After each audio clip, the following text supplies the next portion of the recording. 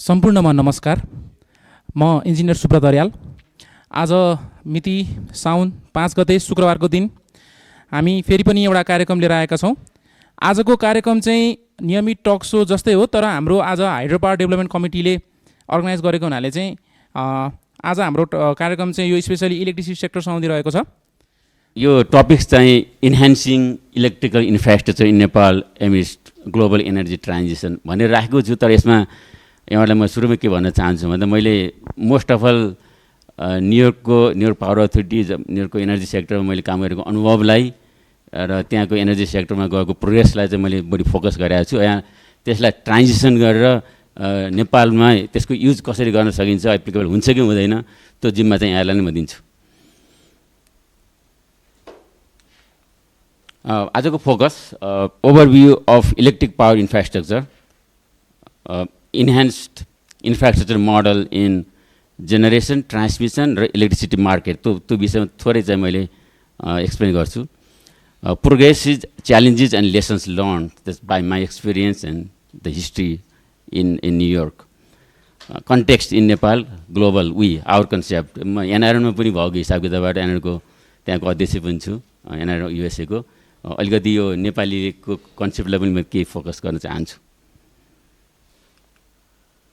Again, this disclaimer is I have to read this because this is my personal thing here. The materials in this presentation are based on the research and experience that truly reflect my personal opinion and are for the discussion purpose only. These are not the views of the company I'm employed with or the education institute I attend. Just to clarify for everybody. सबभन्दा पहिला त I feel proud to be a Nepali, बाहिर बसे पनि। किन भन्दा we are lucky to own rivers and mountains in Nepal. Nepal built in mountains र rivers है। त्यो त्यसको पोजिटिभ पार्ट कति छ भन्ने कुरो पछि एक्सप्लेन गरौँला। यो इलेक्ट्रिसिटी भन्ने बित्तिकै म त्यहाँ पनि कलेजमा पिएचडी गर्दै पनि छु, पढाउँदै पनि छु, पढाउँछु पनि पार्ट टाइम। यो विद्यार्थीलाई सोद्धाखेरि के भन्छ, बत्ती कहाँबाट आएछ भन्दा त्यहीँको विद्यार्थीले, अमेरिकनहरूले पनि भित्ताबाट आउँछ भन्छ। साँच्चै we take it for granted. अन गर्यो आउँछ, अफ गर्यो बन्द हुन्छ भन्दा हामीले त्योभन्दा बाहिर सोच्नै सक्दैनौँ कि हामीले बाबुबाजेदेखि आएको पाइआएको हो भन्छ। वास्तवमा त्यो होइन। त्यो होइन भनेर कहिले थाहा भयो भन्दा 2003 मा ब्ल्याक आउट भयो न्युयोर्क सिटीमा। त्यहाँ कहिले पनि पावर नजाने ठाउँ, म गएदेखि पावर रेयरली गएको छ। त्यो म बस्ने सिटी 3 दिनसम्म पावर गयो। त्यसपछि थाहा भयो इलेक्ट्रिसिटी भने के रहेछ भनेर। फ्रिजमा खाना कुह्यो, ट्रेन त्यहीँ बन्द भयो बाटोमा, एलिभेटर बाटोमै हाइराइज बिल्डिङमा एलिभेटर त्यहीँ बन्द भयो भन्दा त्यहाँको ड्रास्टिकली ट्राफिक लाइट सब बन्द भयो। मलाई अफिसबाट आउनलाई युजुअली 1 आवर ड्राइभ हो मेरो। त्यो दिन तपाईँको 8 आवर्स लाग्यो। एउटा मात्रै रिजन के भन्दा ट्राफिक लाइट थिएन। 2003 अगस्त 14 एकदम hot day, one of the hottest day of the year. North east entire region चाहिँ ब्ल्याक आउट भयो। 3 डेज रह्यो।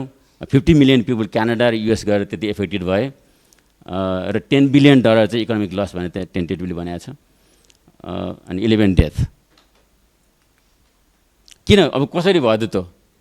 अब हामी एनइएमा यो कुरो भन्दाखेरि धेरै म प्राउड हुन्छु। वी अन्डरस्ट्यान्ड थिङ्स है। Human and operational failure at one of the utilities. अब धेरै युटिलिटी इन्टरकनेक्टेड हुन्छन् त्यहाँ। न्युयोर्कमै भएको होइन, अन्तै भएको, तर न्युयोर्कमा असर गर्यो त्यसले। Conductor overloaded, one of the hottest day, sag भयो।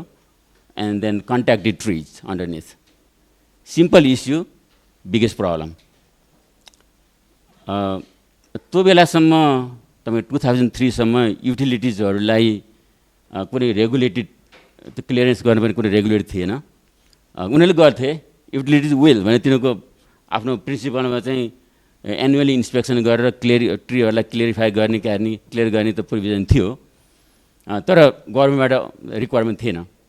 तर immediately afterwards the utilities shall भने गभर्मेन्ट इन्भल्भ फर्कको डिपार्टमेन्ट नर्थ अमेरिकन रिलायबल कर्पोरेसनले म्यान्डेटेड गरेर कहिले पनि त क्लियरेन्स नै मेन्टेन गर्नुभयो। यो ट्रीको मात्रै क्लियरेन्स छैन कि, ग्राउन्ड क्लियरेन्स तपाईँ हजुरको अब 230 kV, 365 kV, 760 किलोभोल्ट अनुसार मिनिमम क्लियरेन्स कति राख्नुपर्ने छ ग्राउन्डबाट, त्यो क्लियरेन्स चाहिँ मेन्टेन हुनैपर्ने, यदि भएन भने चाहिँ ड्रामेटिक रूपबाट ठुलो फाइन लगाउने हुनाले त्यो चाहिँ एउटा रेगुलेटेड सिचुएसन बन्यो afterwards. But we must prevent this from happening again.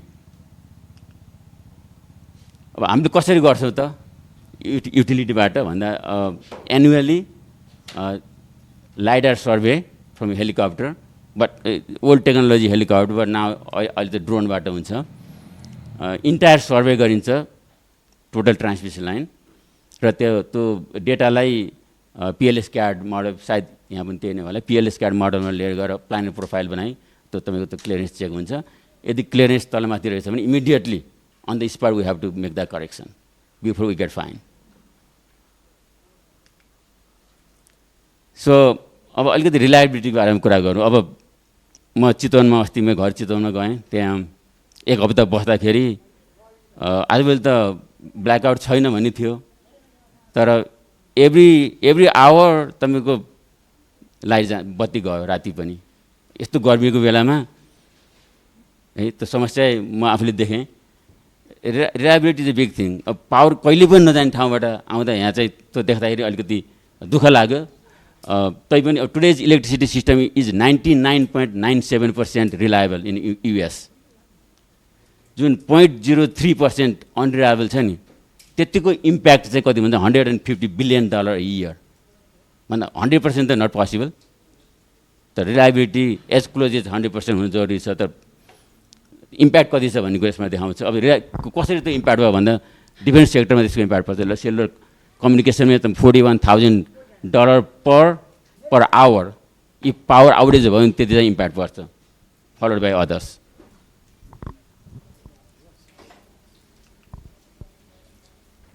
Reliability 100% close to 100% बनाउन सकिन्छ। इभन 50% रिलायबिलिटी भयो भने त्यसलाई क्लोज टु 100% ल्याउन सकिन्छ। त्यो कस्टमा भर पर्छ, right? It's very expensive process. त्यही भएर तर ब्यालेन्स हुनु पऱ्यो। इन्जिनियरिङ र इकोनोमिक्स जहिले ब्यालेन्स हुनु पर्छ। हामी पैसा खनाएर मात्रै रिलायबिलिटी ल्याउन सकिँदैन। We try to get maximum reliability at the least possible cost. तर क्वेसन अमेरिकाको हकमा यो क्वेसन छ, name a generation technology which is cheap as well is reliable. त्यो के हो त भन्दा कोल। सस्तो पनि छ, एकदम भरपर्दो पनि छ। त्यो पावर जेनेरेसनमा यसले त अरू सोर्स जस्तो अनरिलायबल हुँदैन। तर अब यसको समस्या आजभोलि छँदैछ, झन् ठुलो समस्या छ। त्यो के भन्दा इज नन रिन्युएबल एनर्जी। तैपनि कोल चाहिँ कन्स्ट्यान्टली इन्क्रिज छ। अमेरिकामा इमिडिएटली यो जानेवाला चाहिँ छैन। फर्दर पछि कुरा गरौँला। 1976 देखि 2020 सम्मको डेटा हेर्दाखेरि तपाईँको little beet up and down छ कोल।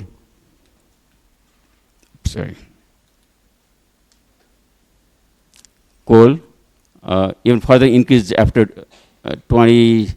2000 तिर पिक भएर अनि त्यसपछि चाहिँ जब रिन्युएबल एनर्जी सुरु भयो अलिकति डाउन भएर गएको छ। Otherwise natural gas and petroleum is taking whole lot of space in electricity generation. Recently अब न्युक्लियर पनि छ। ओभरअल अरू चाहिँ नन रिन्युएबल एनर्जी चाहिँ just growing up in recent years.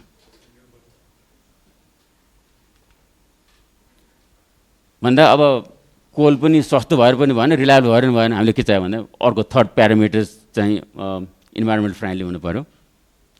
त्यो तीन चिजमा ब्यालेन्स गर्नको लागि युएसका युटिलिटिजहरू they are fighting so much. They spend a lot of money investing a lot in environmental aspect of the electricity. अब यो स्लाइड चाहिँ मैले म त्यति नलेजेबल छैन, गभर्मेन्ट नेपालमा सरर हुनुहुन्छ मलाई खुसी लाग्यो। मैले यो देखेँ चार्मिङ के लाग्यो भन्दा मिनिस्ट्री अफ एनर्जीले व्हाइट पेपर पब्लिस गरेको थियो 2074 मा। अलिकति हायर लेभलको 9.2% जिडिपी राखेर बाई 2040 50,000 मेगावाट डिमान्ड हुने प्रोजेक्सन गरेको रहेछ। That's very excellent good news. That's the good news for us. बाहिर बस्ने साथीभाइ त खुसी हुनुहुन्छ यो नम्बर देख्दाखेरि। होप गरौँ त्यो नम्बर पुग्छ।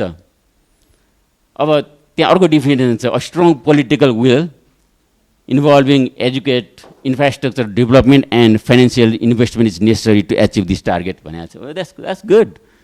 Strong political will. अब नेतालाई गाली गर्न सजिलो छ, नेतालाई भन्दा नि सोसियल इन्फ्रास्ट्रक्चर पब्लिकबाट आउनु पऱ्यो यो कुराहरू। पब्लिकले त्यस्तै नेतालाई जिताएर पठाउनु पऱ्यो who can understand this things we need 50,000 megawatt by 2040 ल त्यो गोलमा जानु पऱ्यो पब्लिक चितवनमा म त्यो घन्टा बिच सुत्नु नसकेर रातभरि बस्नु भन्दा त एउटा लिडरलाई राम्रो लिडरलाई छान्नु पऱ्यो नि त कन्ट्रीभरिबाट जसले यो काम सफल गर्न सकोस् प्लस एडुकेट भन्दा पनि एउटा सस्टेनेबल इन्फ्रास्ट्रक्चर डेभलप गर्नुपर्छ अब इन्भाइरोमेन्टलाई पनि लिएर जानु भन्ने कुरो त नेपालमा चाहिँ सस्टेनेबल नै छ मोस्ट प्रोबेबली किन जस्ट हाइड्रो नै छ अहिले यहाँ मेजर तर पब्लिक एक्सपेक्टेसन के हो त अब इलेक्ट्रिसिटीमा इभन इन युएसमा चाहिँ हामी from top to down all the way down यहीँसम्म छौँ तर नेपालको हकमा सायद हामी फर्स्ट लाइनमै छौँ होला every should have access to electricity every almost चाहिँ सबैसँग एक्सेस चाहिँ छ है त्यो हकमा तर गुड क्वालिटी अफ इलेक्ट्रिसिटी सरहरूलाई थाहा होला कति गुड क्वालिटी पनि होला सायद अब फ्लिकरिङ हुन्छ कि हुँदैन होइन ती कुराहरू every should have reliable electricity रिलायबिलिटीको एस्पेक्टमा चाहिँ probably we are poor. I think we have a lot more to do.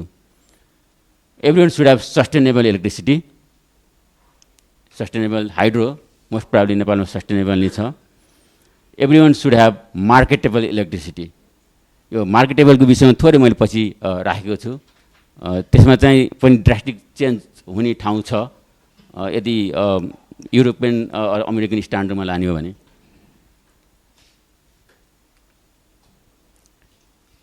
अब यो भित्ताबाट बत्ती आएको होइन भन्ने कुरा सरस्वती हेरौँ यहाँ अहिले मेनली तीनवटा सेक्टर छ जेनेरेसन ट्रान्समिसन एन्ड डिस्ट्रिब्युसन त्यसपछि कन्ज्युमरमा जान्छ इलेक्ट्रिसिटी अब यो जेनेरेसन र transmission and distribution all three before 90s एउटै युटिलिटीले ह्यान्डलिङ गर्थ्यो अलि मोनोपोली थियो जसले जेनेरेसन गरे पावर उसैले डिस्ट्रिब्युसन ट्रान्समिसन गर्ने उसैले डिस्ट्रिब्युसन गर्ने आफ्टर 90s जब इलेक्ट्रिसिटी डिरेगुलेसन सुरु भयो युएसमा त्यसपछि जसले जेनेरेसन गर्छ उसले ट्रान्समिसन गर्न नपाउने जसले ट्रान्समिसन गर्छ र जेनेरेसन गर्छ उसले डिस्ट्रिब्युसन गर्न नपाउने गर्दाखेरि त्यसले चाहिँ कम्पिटिसन बढाएको छ त्यो विषय सरले अलि पछि कुरा गरौँ होला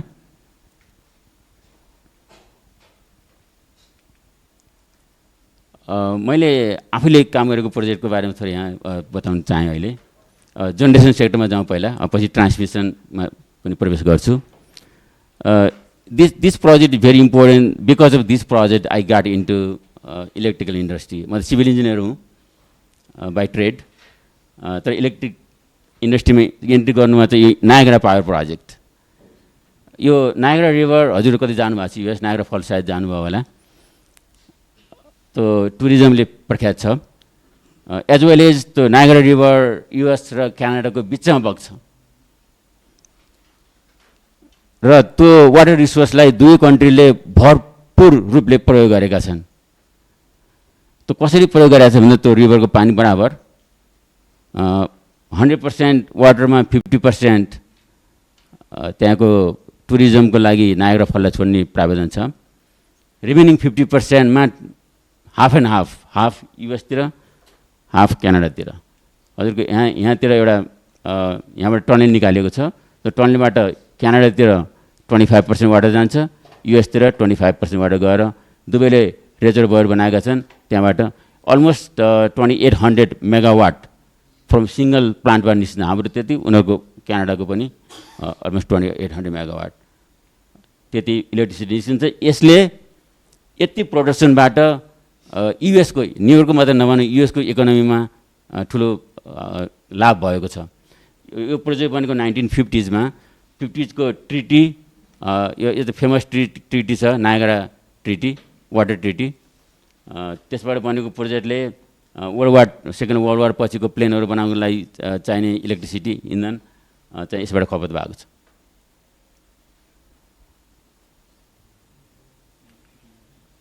अर्को त्यही नदीको अलि तलपट्टि गइसकेपछि यसमा चाहिँ अलि भिन्नै किसिमको प्रोजेक्ट छ अघि युएस एन्ड क्यानाडा यो राइट साइडको क्यानाडा हो यो चाहिँ युएस एउटा जोइन्ट ड्याम छ त्यसमा 32 युनिट्स यसमा सबै खर्च पनि जोइन्टली खर्च हुन्छ यसमा आएको प्रफिट पनि जोइन्टली लिन्छ 16 युनिट्स अमेरिकाले ह्यान्डल गर्छ मेन्टेनेन्स गर्छ रिमेनिङ 16 युनिट्स क्यानाडाले गर्छ तर त्यहाँ आउने प्रब्लमहरू तपाईँ फ्लड हुने होस् ड्याम सेफ्टीको इस्युजहरू anything comes up the expense are divided equally झगडा गर्ने कारणै छैन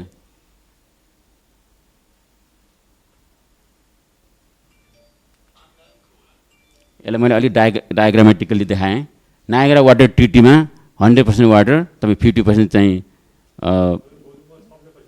50% तपाईँको ड्यामबाट फल्सबाट जाने भयो रिमेनिङ वाटर इनर्जी प्रोडक्सन हुने भयो अर्को सेन्ट लरेन्स प्रोजेक्टमा एउटै बाटो सेयर गरेर एउटै ड्यामबाट अर्को दुवै कन्ट्रीले सेयर गरेर इक्वली फाइदा लिइरहेका छन्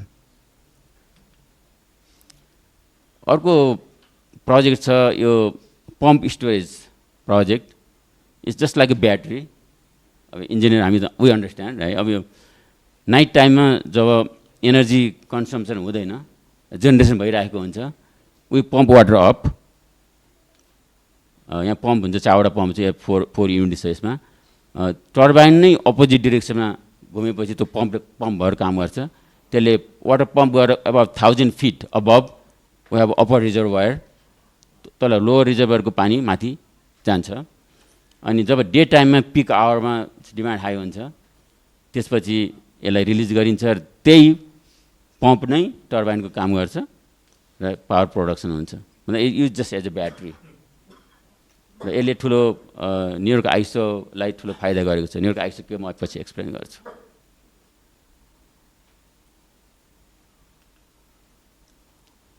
dam safety is a major concern अब we are talking about infrastructure right यो ड्याम सेफ्टीलाई चाहिँ एकदमै सिरियसली लिन्छ युएसमा I was the director of dam safety at one point and हाम्रो प्रोग्राम यो फर्कले फेडरल एनर्जी रेगुलेटरी कमिसनले मोनिटर गर्छ हामीले चाहिँ यसलाई एनुअल्ली फर्कको इन्सपेक्टर आएर रेगुलेट गर्छौँ उनीहरू आएर अब्जर्भ गर्छौँ 2-3 दिनसम्म पुरै हेरेर यसका की पोइन्ट्सहरूमा गएर अब्जर्भ गर्छौँ हामीले केही तलमाथि परेको छ कि छैन भनेर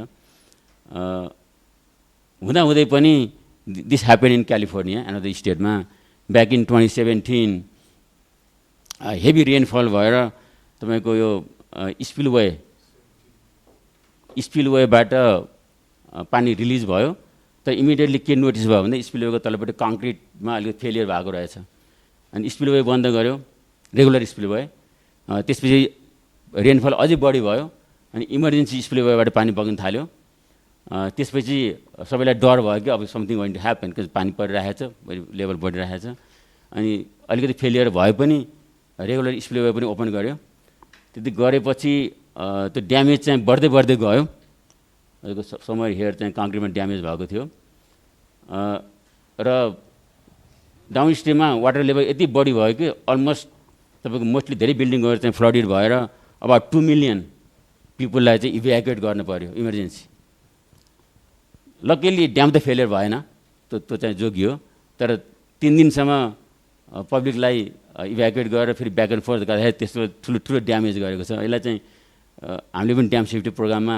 पब्लिक अवेरनेसको लागि एक्सप्लेन गर्ने एक्जाम्पलको लागि लिने गर्छौँ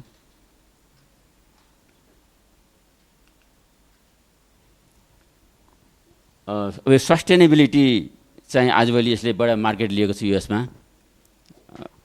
climate change global warming climate चेन्जको लागि मोस्ट अफ द स्टेट्स अब यो पनि अलिकति पोलिटिकल डिबेट छ भए पनि मोस्ट अफ द स्टेट्सले यसलाई फलो गरेका छन् अहिले न्युयोर्कमा मात्रै 2019मा यो climate leadership and community protection act सुरु भएको छ त्यो एक्टले के भन्छ भन्दा अब पुराना जेनेरेसन फेसिलिटिजहरू जुन नन रिन्युएबलबाट अपरेट भएका छन् त्यसलाई चाहिँ रिटायर गर्दै जाने र रिन्युएबललाई चाहिँ अगाडि लिएर आउने भनेर एउटा गोल के सेट गरेको छ भन्दा by 2030 70% of the electricity should come from renewable resources and by 2040 net zero completely 100% सबै चाहिँ सोर्स रिन्युएबल रिसोर्सबाट हुनुपर्छ भन्ने छ यो हाई डिमान्ड अहिले हाम्रो चाहिँ 50,000 मेगावाट भने जस्तै हो भने एक हिसाबले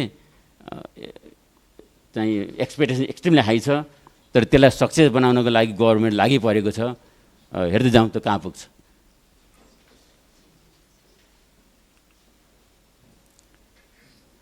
अब के गरेको छ त सिएलसिपिए अन्डर न्युयोर्क गभर्नमेन्टले ड्रास्टिकल्ली अहिले सोलर र विन्ड फार्महरूको ग्रोथ भइरहेछ। यो माथिको विन्ड फार्म त म आफैले लिएको पिक्चर हो। हामी आफैले गभर्मेन्टले चाहिँ यो डेभलप गर्दैन, प्राइभेट एन्टिटीले नै गर्ने हो। तर इन्टरकनेक्सन चाहिँ हाम्रो नेटवर्कमा, हाम्रो ग्रिडमा हुन्छ। इभन सोलर पावर प्रोजेक्ट पनि अनि ब्याट्री स्टोरेज, यो 3 चिजमा चाहिँ ठुलो इन्भेस्टमेन्ट भइरहेको छ।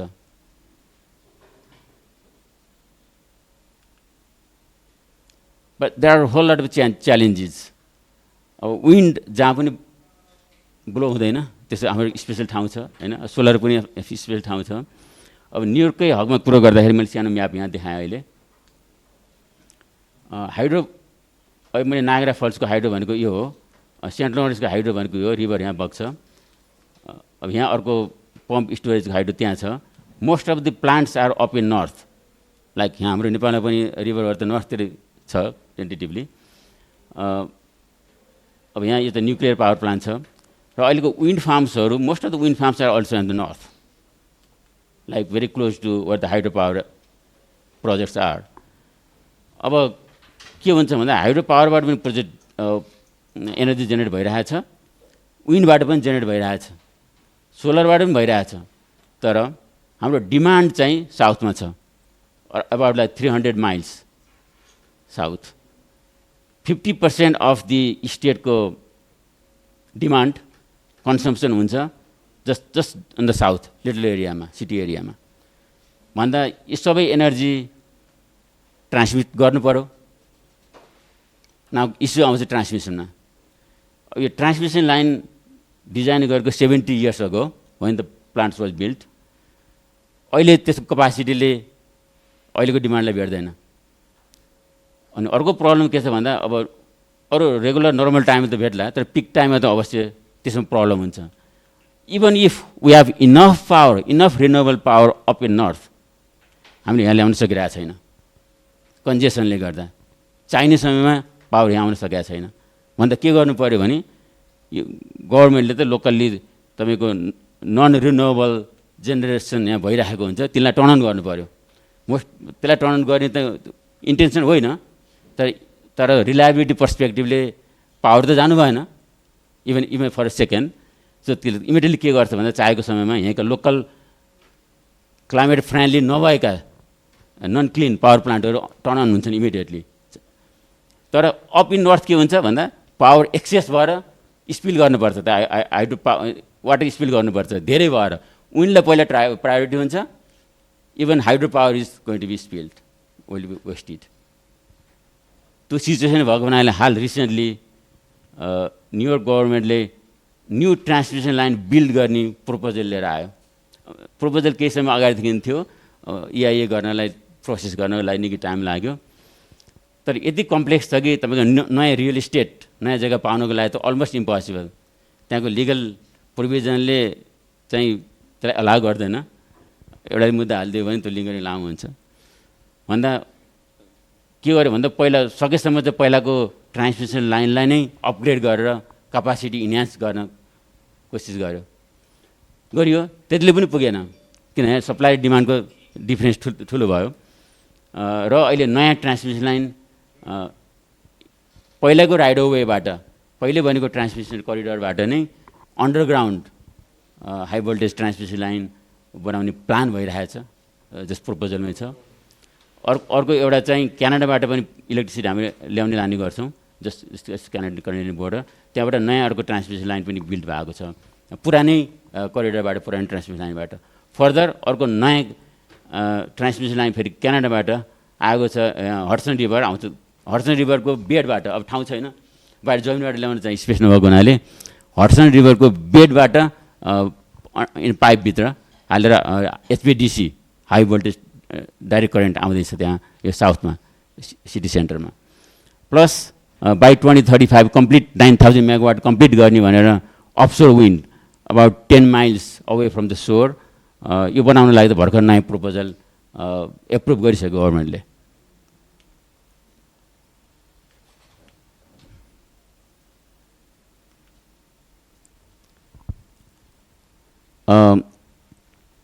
अब त्यहाँको न्युयोर्क स्टेटको एनर्जी रेगुलेसन कसरी हुन्छ र त्यहाँको रेट कसरी फिक्स गरिन्छ इन होलसेल मार्केट भन्नेमा थोरै समय दिउँ।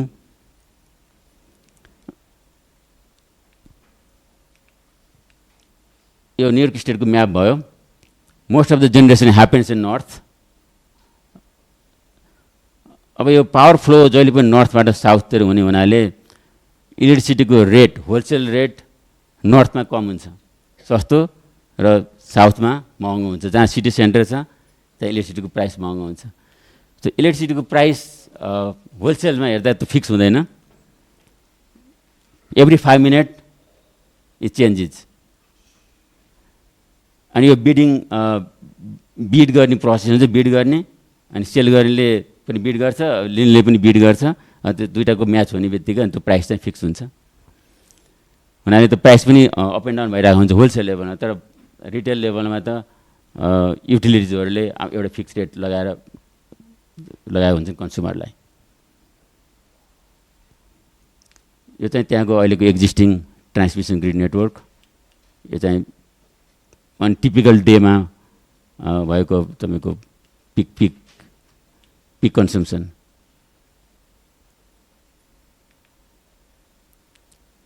यो अन्डरग्राउन्ड ट्रान्समिसन त्यति न्यू टेक्नोलोजी त होइन, तर युएसमा हाम्रो युटिलिटिजले करिब अराउन्ड 35 इयर्स प्र्याक्टिस गर्दै आएको छ। River crossing underground, this is high voltage AC system, but नयाँ technology high voltage DC 350 even 1000 केबीसम्मको चाहिँ बन्दैछ अहिले। यसका आफ्नै बेनिफिटहरू छन् र वेदर त्यहाँको अब हरिकेन टर्नेडो जस्ता वेदरबाट त प्रोटेक्सन भयो, त्यसको मेन्टेनेन्स गर्नको लागि चाहिँ त्यो बिगेस्ट च्यालेन्ज भइरहेको छ। इभन अब न्यू टेक्नोलोजीले पनि कहीँ प्रब्लम भयो भने त्यो फेला पार्नलाई गाह्रो, भइसकेपछि त्यसलाई गएर फिक्स गर्नलाई पनि रिपेयर गर्नलाई पनि गाह्रो भएको हुनाले यो टेक्नोलोजी इम्प्रुभ भइरहेको छ अहिले नयाँ R&Dबाट। त्यही पनि दिस इज च्यालेन्जिङ। यो इमर्जेन्सी रिस्टोरेसन मैले भनिहालेँ, हरिकेन टर्नेडो इभन स्नो आइसबाट टाइम टु टाइम ड्यामेज भइरहेको हुन्छ यो ट्रान्समिसन लाइनहरू। अब यसलाई अगेन रिलायबिलिटी पर्सपेक्टिभले हेर्दा power anyhow it has to be available to public, right. त्यो हिसाबले गर्दा अब पावर नजानको लागि के गर्ने भन्ने विषयमा चाहिँ त्यहाँ power authority very very sincere छ। यसमा चाहिँ हामीले के गर्छौँ भन्दा अब हजुरलाई थाहा छ, इलेक्ट्रिकल इन्जिनियर्सलाई थाहा छ, -1 contingency, even if there is 1 failure even 2 consecutive failures, there will not be any impact on the overall transmission. त्यसै गरी अर्को राउटबाट व्यवस्थापन गरिन्छ र इमिडिएटली यसलाई रिपेयर गर्ने प्रोभिजनहरू हुन्छ। अर्को च्यालेन्ज 70 इयर्स रन अपरेट भइरहेका यी transmission lines, they are in bad shape. You cannot go and fix them immediately, है। एकचोटि 1 वर्षमा 2 वर्षमा सबै फिक्स गर्ने भन्ने सकिँदैन। Overall plan just tower painting गर्ने मात्रै एउटा प्रोजेक्टको 10 वर्ष लाग्यो, चलिरहेको छ। 10 वर्ष सुरु गरेको एन्ड गर्ने बेलासम्म फेरि गएर उता एन्ड गरेपछि फेरि सुरु गर्नुपर्ने अवस्था छ। र अरू डिग्रेडेसनहरू चाहिँ यसलाई चेन्ज गर्नुपर्ने, हजुरलाई टेन्स अफ थाउजन्ड्स अफ टावर्सलाई कसरी चाहिँ म्यानेज गर्ने भन्ने चाहिँ त्यो एसेट म्यानेजमेन्टको ठुलो इस्युज भइरहेछ। Of the states more than 11,000 circuit miles of transmit, just New York स्टेटको मात्रै 4,700 circuit miles will require replacement within next 30 years. The $25 billion को इन्भेस्टमेन्टको एक्सपेक्ट गरिन्छ त्यसमा। त्यही इन्जिनियर, सिभिल इन्जिनियर्सलाई मोस्ट प्रायले आई भन्छु, द्याट बिग अपर्च्युनिटी देयर।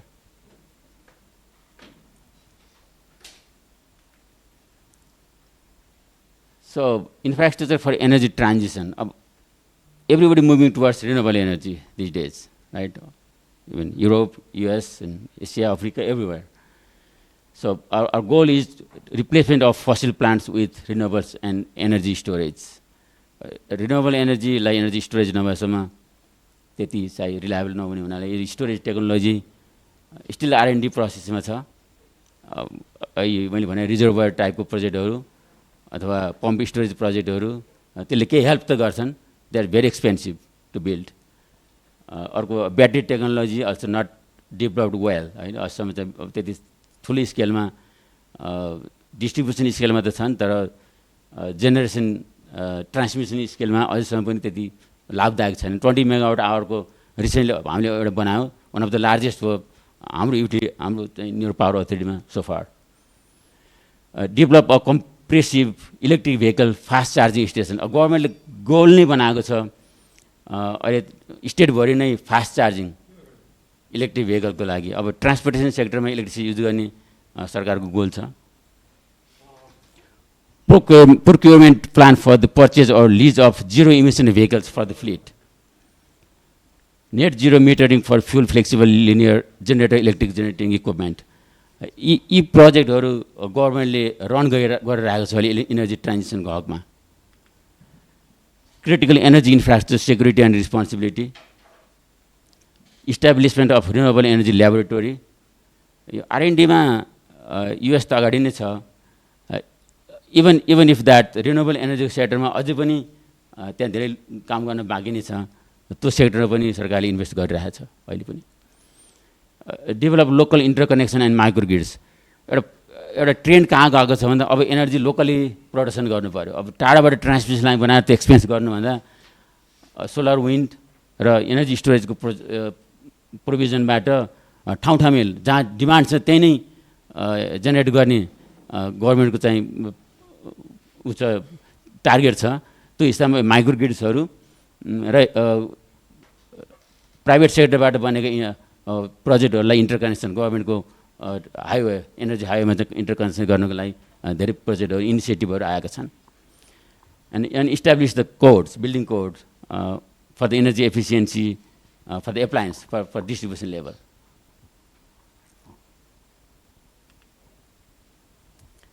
यो स्लाइड चाहिँ मैले यसै राखेँ, एउटा भेरी नलेजेबल स्लाइड।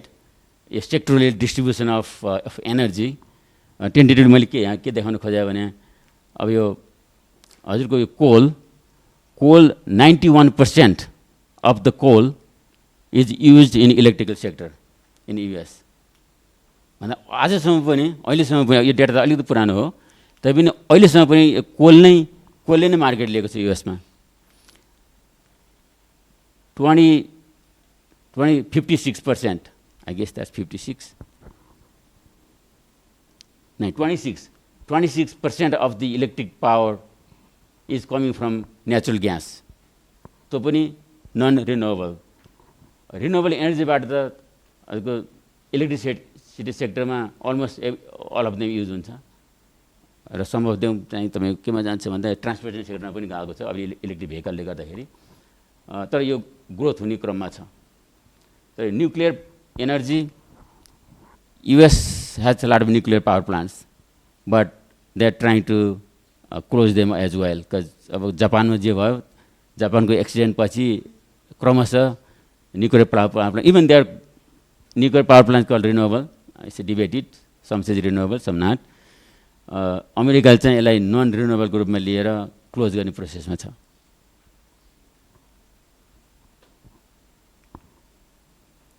यो मार्केटको बारेमा अलिकति हेरौँ, त्यहाँ इलेक्ट्रिसिटीको बाई एन्ड सेल कसरी हुन्छ होलसेल मार्केटमा। 90s मा भन्दा अगाडि जब रेगुलेटरी मार्केट थियो, एउटैले जेनेरेट गर्ने ट्रान्समिट गर्ने डिस्ट्रिब्युट गर्ने गर्दाखेरि देयर इज नो प्रब्लम। तर रेट पेयरले चाहिँ डिक्टेटरसिपमा जति भन्यो उति रेट तिर्न पर्थ्यो। जब 90s मा डिरेगुलेटेड मार्केट भयो, एउटा नयाँ एन्टिटीको इस्टाब्लिस गरियो, independent system operator ISO. This is not government entity. This is governed by government but run by a non-profit institution. यसले के गर्छ भने जेनेरेटर चाहिँ लोड सर्भिङ एन्टिटिज होइन, जेनेरेटर खालि उनीहरूको ड्युटी भनेको जेनेरेट गर्ने मात्रै हो। जेनेरेटरबाट उनले बाई गर्छ र लोड सर्भिङ एन्टिटीले यहाँबाट ISOबाट बाई गर्छ। यो ISO एउटा पुल मात्रै भयो। अनि लोड सर्भिङ एन्टिटिजहरू जो युटिलिटिजहरू हुन् तिनले चाहिँ कन्ज्युमरलाई दिन्छ। कन्ज्युमरसँग जेनेरेटरको direct relationship some bilateral agreement त हुन्छ, अदरवाइज हुँदैन। अब ट्रेड कसरी हुन्छ त? Just simple economic principle, supply curve र डिमान्ड कर्भ जहाँ मिट हुन्छ त्यसले चाहिँ प्राइस निर्धारण गर्छ भन्दा एभ्री 5 मिनटमा सप्लाई र डिमान्डको म्याच हुन्छ र अनि प्राइस निर्धारण हुन्छ।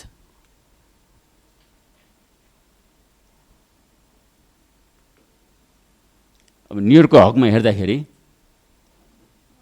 यो चाहिँ इलेक्ट्रिसिटी जोनल लोड, अब न्युयोर्क स्टेटलाई 11वटा जोनमा बाँडेको छ, जस सदर्न पार्ट जुन चाहिँ हायर कन्सम्सन छ त्यहाँ चाहिँ बढी देखियो, यहाँ 5000 मेगावाट कन्सम्सन भइरहेछ यो एरियामा, अप इन नर्थ 1600।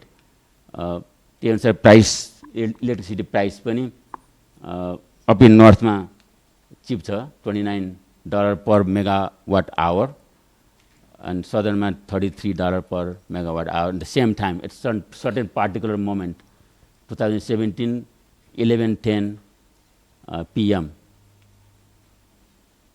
तर मार्जिनल प्राइस चाहिँ $30, तर ट्रान्ज्याक्सन हुन्छ मार्जिनल प्राइसमा, बाई एन्ड सेल यो प्राइसमा चाहिँ बिड गर्छन् बिडिङ कम्पनीहरूले। अब बिडिङ कसरी हुन्छ त? एक दिन अगाडि सबै जेनेरेटरहरूले म भोलिको लागि 24 आवर पछि म यति मेगावाट आवर दिन सक्छु र यति प्राइसमा दिन सक्छु भनेर उनीहरूले आफ्नो कोटेसन दिन्छन्। एट द सेम टाइम बायर्सले म यति मेगावाट मलाई भोलि चाहिन्छ र यति प्राइसमा म लिन सक्छु भनेर उसले पनि आफ्नो कोटेसन हाल्छ। त्यो हाल्छ कसलाई? आइसोलाई दिन्छ। र आइसोले जब रियल टाइम भोलि आउँछ, रियल टाइम आउँछ, अघिल्लो दिन नै त्यो पेमेन्ट हुन्छ बाइ द वे, फिक्स कति दिने हो कति लिने हो त्यसमा पेमेन्ट फिक्स हुन्छ।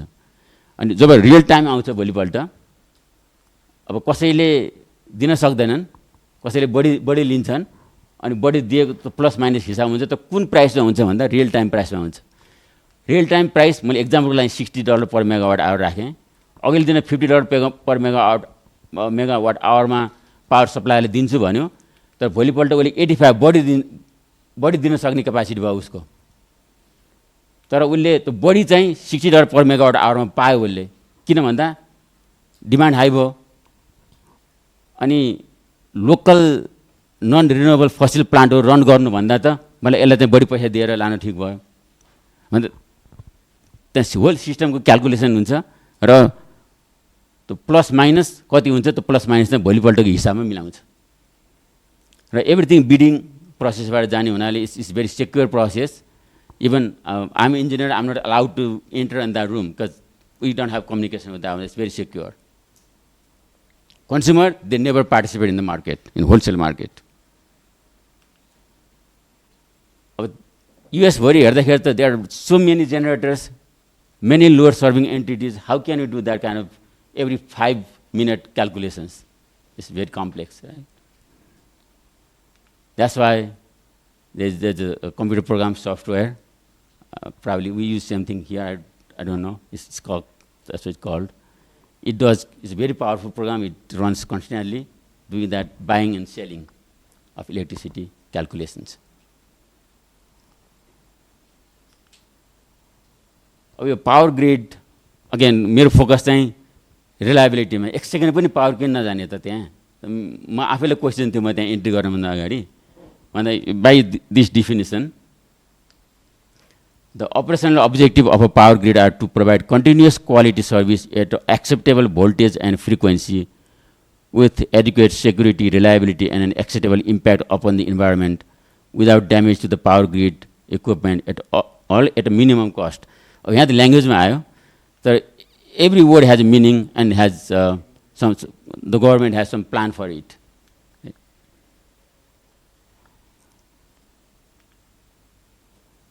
अब कम्युनिकेसन सिस्टममा पनि इन्भेस्टमेन्ट ठुलो भएको छ। Real time this thing is just happening last 4-5 years।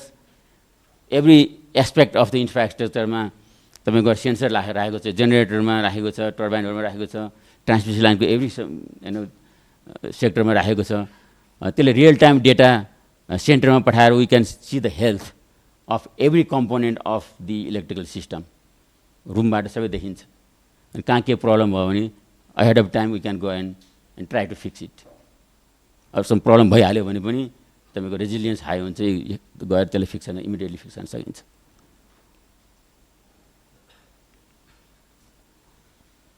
अब यो रिन्युएबल एनर्जीबाट अपरेसनल च्यालेन्जेस चाहिँ बेसरी छ। यो चाहिँ टिपिकल क्यालिफोर्नियाको हो। क्यालिफोर्नियामा solar power plant successfully build भएको छ। हजुरको डे टाइममा यति धेरै solar power plant run operate हुन्छन्, गभर्मेन्टले इनिसिएटिभ पनि दिएको छ। इभिनिङमा गएपछि के हुन्छ त?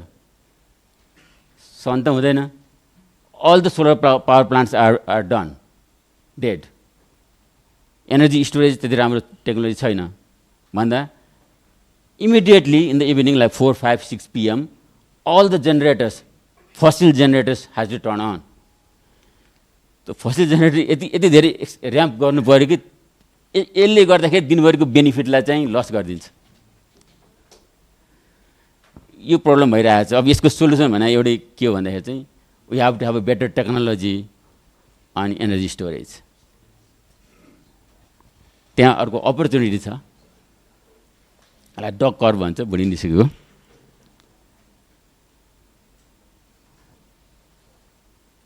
For wind energy requires additional flexibility for the remaining जेनेरेटर्स।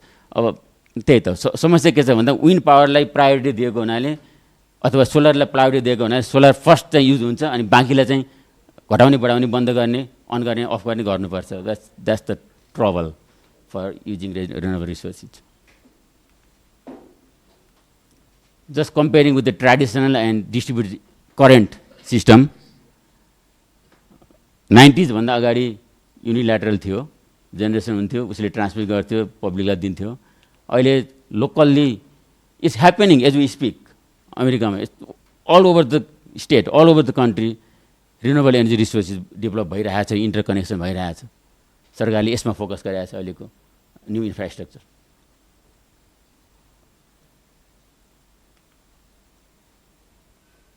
यो अलि पहिलाको तपाईको त्यहाँको रिसोर्स जेनेरेसन रिसोर्सहरू कुन सेक्टरबाट कति आएको भनेको हो। अहिले मैले भनिसकेँ नेचुरल ग्यासबाट न्युयोर्कमा 44%, कोल न्युयोर्कमा छैन तर अल ओभर द युएसमा 42% अझै कोल युज भएको छ। न्युयोर्क चाहिँ लक्की छ स्टेट। हाइड्रोमा 19%, इट्स अबाउट 25% छ अहिले चाहिँ renewable energy resources wind and other गर्दाखेरि, and it's growing. And the goal is 70% by 2030. हुन्छ हुँदैन हेरौँ, and 2040 100%. मैले यसलाई चाहिँ अलिकति एनआरएनको पर्सपेक्टिभबाट हेरे हो। यो डायग्राम जस्ट मैले एसम्पसनमा राखेको। भन्ने गरिन्छ अमेरिकामा ठुलो छ, त्यहाँ डेभलप कन्ट्रीमा सबै चिज डेभलप भयो होला भनेर सोचिन्छ। नेपाल कति वर्षपछि अमेरिका जस्तो होला अथवा कम्पेयर त्यसरी नगरौँ ठुलो होला भन्ने सोचिन्छ। But that's wrong actually. कसरी रङ हो भन्दा हो अमेरिका डेभलप भयो, मैले भने कोल बनेको छ, तपाईँको फसिल प्लान्टहरू बनेका छन्। त्यो हेल्थ कन्सर्न अथवा इन्भाइरोमेन्ट कन्सर्न नहुँदाखेरि त्यो त्यहाँ पुग्यो। जब 70s पछि तपाईँको यो क्लाइमेट एस्पेक्टमा सोच्न थाल्यो world wide. US is not happy with that one. We are not happy here. Let's say they are on top, we are on bottom. Assume for a second, right? We are not happy. They are not happy. They are going somewhere. We are going somewhere. भन्दा हाम्रो बाटो त्यति लामो गएर आउनुपर्ने छैन। We are a developed nation, right? In electrical industry, we don't have to travel that far. We can go straight. They have to come down also some way. So, some inspiring situation छ हाम्रो लागि। त्यही investment गर्ने पर्सपेक्टिभले पनि मैले एनआरएनको तर्फबाट के भन्ने गर्छु भन्दा we have to invest on this matter and yes we can do. नेपालमा हाइड्रो गर्न सम्भावना छ। गफ धेरै हुन्छ हाइड्रोको, यो विदेशमा बस्ने साथीभाइको पनि, तर practically yes we can do but we don't have to go long way, that's a short way to get to the point where we want to be. So and in this case all Nepali around the globe they can support. अब electricity promotion नेपालमा के हुनसक्छ, मैले अब अघि सुरुमा भने यहाँहरूलाई म नेपालको बारेमा धेरै जान्दिनँ। अब युएसको जुन मैले अलिकति एक्सप्लेन गरेँ, अब यहाँले कोरिलेट गर्नु होला व्हाट वी क्यान डु, यसमा भएका प्रब्लमहरू, त्यहाँका च्यालेन्जेसहरूलाई हामीले अहेड अफ टाइम एड्रेस गर्न सकिन्छ भन्ने चाहिँ मेरो आफ्नो चाहिँ एक्सपिरियन्स पनि छ त्यसमा। मैले के सोचेको कुरा चाहिँ proper implementation of hydro with other renewable energy resources, हाइड्रोमा मात्रै फोकस नहो, अरू पनि हामीले सँगसँगै लिएर जानु जरुरी छ। र यो हाइड्रो क्यानाडा र युएसको देखिसकेपछि नेपाल र इन्डियाको बिचमा भएका ती समस्याहरू त्यसलाई हल गर्न नसक्ने भन्ने ठाउँ छैन, हल हुन्छन्। कुन लेभलसम्म गभर्मेन्टको सर यहाँ हुनुहुन्छ, कुन लेभलसम्म एक्सर्साइज भएका छन्, त्यो एक्सर्साइजले नपुगेको हो कि अलिकति त्यहाँको कन्ट्रीमा गएर केही चिज लर्न गर्न सकिन्छ कि टुगेदर। पानी नै हो, पानी बगेको बगेको छ, त्यसले इन्डियालाई पनि फाइदा हुन्छ, नेपाललाई पनि फाइदा हुन्छ भने why can we use it.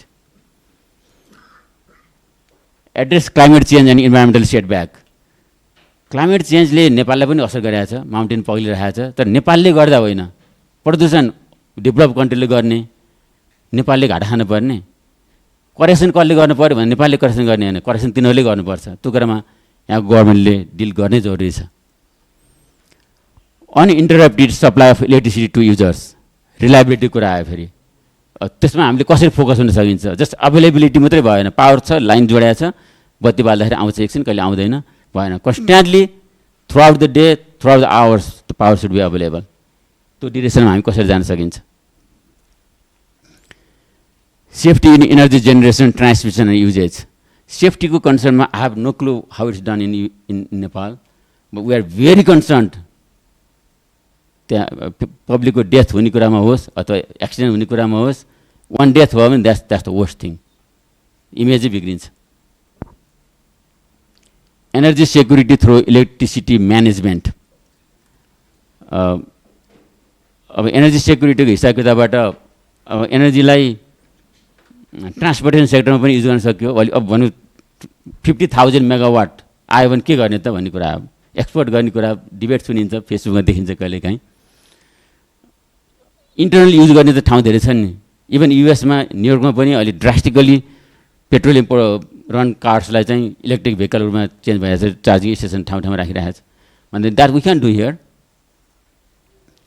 Energy storage, अब हाइड्रो, ब्याट्री, ग्रिन हाइड्रोजन, यी कन्सेप्टहरू लगाएर एनर्जी स्टोरेजमा हामी व्यापक सुधार गर्न सकिन्छ अथवा एक्सपोर्ट पनि गर्न सकिन्छ भविष्यमा अरू कन्ट्रीलाई। सरस्वती मैले देखेका यिनीहरू हुन्। अब त 50,000 मेगावाट म सपना देखिरहेको छु व्यक्तिगत रूपबाट by 2040। Willingness to use latest, कसरी त्यो एचिभ गर्ने त। अब willingness to use latest techniques and technology as we electrify the country and build our new infrastructure. अब यो technology we don't have to invent, है, इट्स अलरेडी इन्भेन्टेड। त्यसलाई हामीले चाहिँ सहकार्य गरेर सेयरिङ गर्न सकिन्छ। इन्टेलिजेन्टली बिल्ड इन्फ्रास्ट्रक्चर, कहाँ बनाउनु पऱ्यो त्यहीँ बनाउनु पऱ्यो, भोलि भत्काउनु नपरोस्, रङठाउँमा बनायो भन्नु नपरोस्।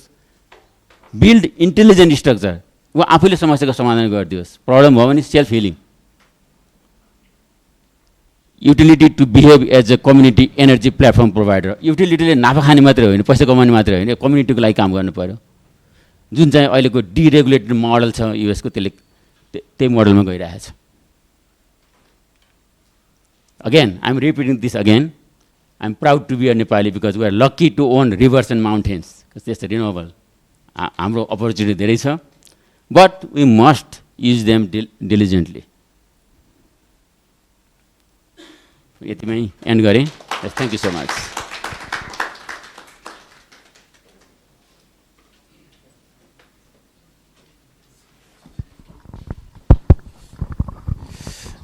Thank you so much Surya Lamsal sir. अब हामी क्वेसन एन्सर सेसनमा प्रवेश गर्नेछौँ। पहिला हामी फेसबुक लाइभ मार्फत जोडिनु भएका साथीहरूको केही क्वेसन्स छ भने त्यसलाई सम्बोधन गर्नेछौँ। केही क्वेसन छ फेसबुक लाइभबाट? त्यो छैन भने हामी अब यहाँ प्रत्यक्ष रूपमा भाग लिनुभएका हरूबाट चाहिँ हामी क्वेसन एन्सर चाहिँ गराउनेछौँ। कसैको केही क्वेसन छ भने आफ्नो नामसहित हात उठाएर सोध्न सक्नुहुनेछ। If you have any questions.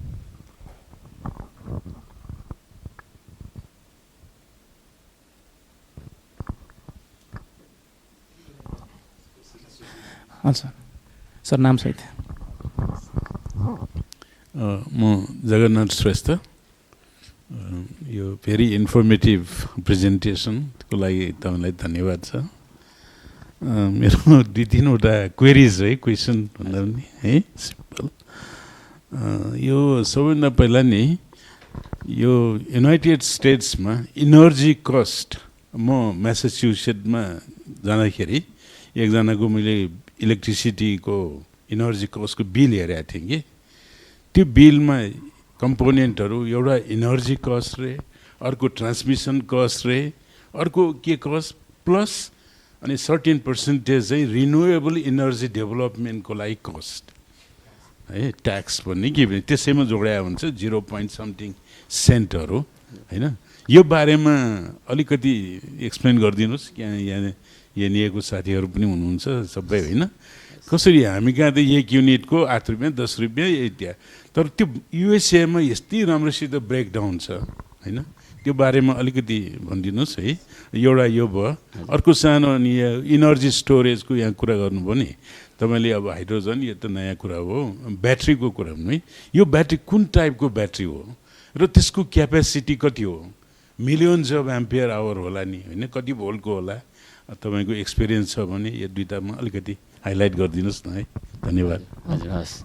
त राम्रो क्वेसन गर्नुभयो सर। म पनि क्युरियस थिएँ। त इलेक्ट्रिसिटी रेट मेरो घरमा, म न्युयोर्कमै बस्छु, मैले 25 to 30 cent per kilowatt hour pay गर्छु। त्यसमा त्यो सबै चार्जहरू लगाइरहेको छ। अहिले रिसेन्टली अहिले एउटा प्रोजेक्ट न्युयोर्क पावर अथोरिटी हाम्रोले भर्खर गभर्मेन्टबाट अवार्ड पाएको छ, प्रपोजल चाहिँ विन गरेको छ। त्यो पब्लिक पोलिसी प्रोजेक्ट भन्छ। त पब्लिक पोलिसी भन्दा त्यो प्रोजेक्टको फन्डिङ मोडल नै पब्लिकले ट्याक्स पेयर नभएर रेट पेयरले नै पे गर्ने भनेर प्लान गरेर त्यो प्रोजेक्ट गभर्मेन्टले एप्रुभ गरेको छ। भन्दा प्रोजेक्ट बन्नेदेखि नै त्यो भोलि बनिसकेपछि त्यसको पे ब्याक रेट पेयरको टाउकोमा पर्छ। त्यही भएर ट्रान्समिसन भनेर त्यो पब्लिक पोलिसी अन्तर्गत बनेका प्रोजेक्टहरूलाई इङ्गित गरेर त्यो ट्रान्समिसन कस्ट भनेर एड गरेको छ ओभरअल बिलमा। अगेन द्याट्स अन दि त्यो चाहिँ कन्ज्युमर लेभलमा, तर होलसेल लेभलमा चाहिँ त्यो हुँदैन। कन्ज्युमर लेभलमा गएर त्यो लगाएको छ। क्यालकुलेसन गर्ने तरिका चाहिँ त्यो हो, किन हजुरको डिस्ट्रिब्युसन कस्ट यति अनि ट्रान्समिसन कस्ट यति भनेर ओभरअल कस्ट लगाएको छ, त्यो सिस्टम गरिरहेको छ। अब यो त्यो चाहिँ लोड सर्भिङ एन्टिटी, मैले डायग्राम जुन देखाएँ, जेनेरेसन आइसो अनि लोड सर्भिङ एन्टिटी अनि कन्ज्युमर। त्यो लोड सर्भिङ एन्टिटीले राखेको रेट हो त्यो, जसले चाहिँ ट्रान्समिसन कस्ट। अब एउटा कुरा मैले अघि नै भन्न बिर्सेँ, transmission is run by government, entire transmission system is run by government, and generation is private entity. Private एन्टिटीले व्हिलिङ गर्नको लागि र कन्ज्युमरसम्म पुर्याउनको लागि गभर्मेन्टको ट्रान्समिसन सिस्टम इन्फ्रास्ट्रक्चर युज गर्नु पऱ्यो, टावर्स एन्ड केबल्स होइन। त्यो गरे बापत गभर्मेन्ट गेटिङ पेइड, अनि त्यो गरे बापत त्यो चार्ज त कसैलाई चाहिँ कहीँ जानु पऱ्यो नि त, ultimately goes to the rate payer. त्यसरी तिनीहरू डिभाइड गरेको छ। त्यो पहिलो क्वेसन। दोस्रो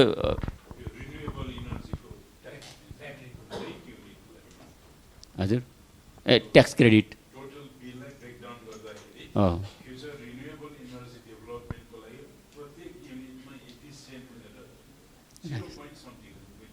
राखेको छ। Again that public policy project भनेर गभर्मेन्टले एप्रुभ गरिसकेपछि you are allowed to charge your consumer. अनि ब्याट्री टेक्नोलोजीमा मैले अघि भने हजुरलाई 20 मेगावाट आवर को चाहिँ त्यतिसम्म बनाएको छ अहिले ठुलो स्केलमा एनर्जी स्टोरेजमा। त्यो हाइड्रोको होइन, मैले भनेको ब्याट्री नै युज गरेर बनाएको त।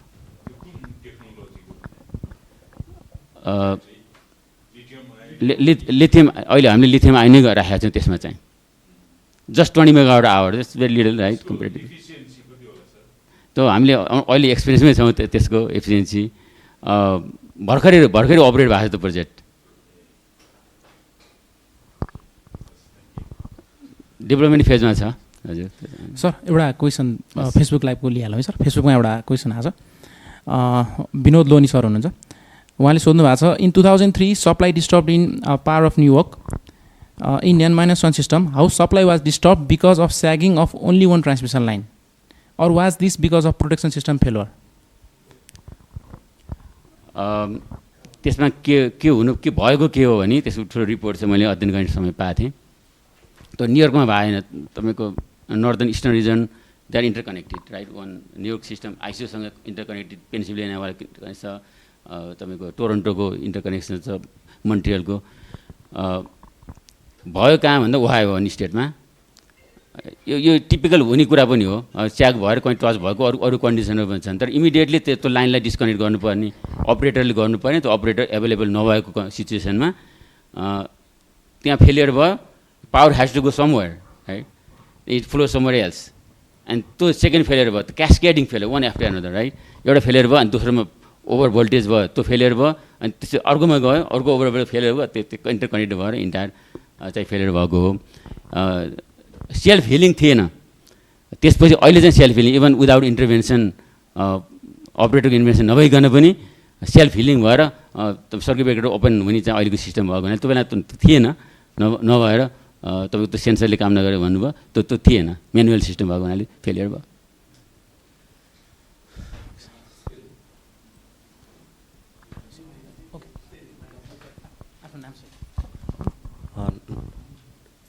नमस्ते म आशिष साक्य नेपाल टेलिकम म चाहिँ अघि जगन्नाथ सरले सोध्नु भएकोमा अलिकति त्यो लिथियम आयन भन्नुभयो सरले त्यो लिथियम आइरन फोस्फेट हो कि अरू कुनै होला सर त्यो डिटेलमा चाहिँ मलाई पनि थाहा छैन त्यो विषयमा चाहिँ त्यसो नभएको हुनाले त्यो लिथियम आयन ब्याट्री चाहिँ हो हजुर त म रिसर्च गरेर फेला पार्न सक्छु एनी क्वेसन्स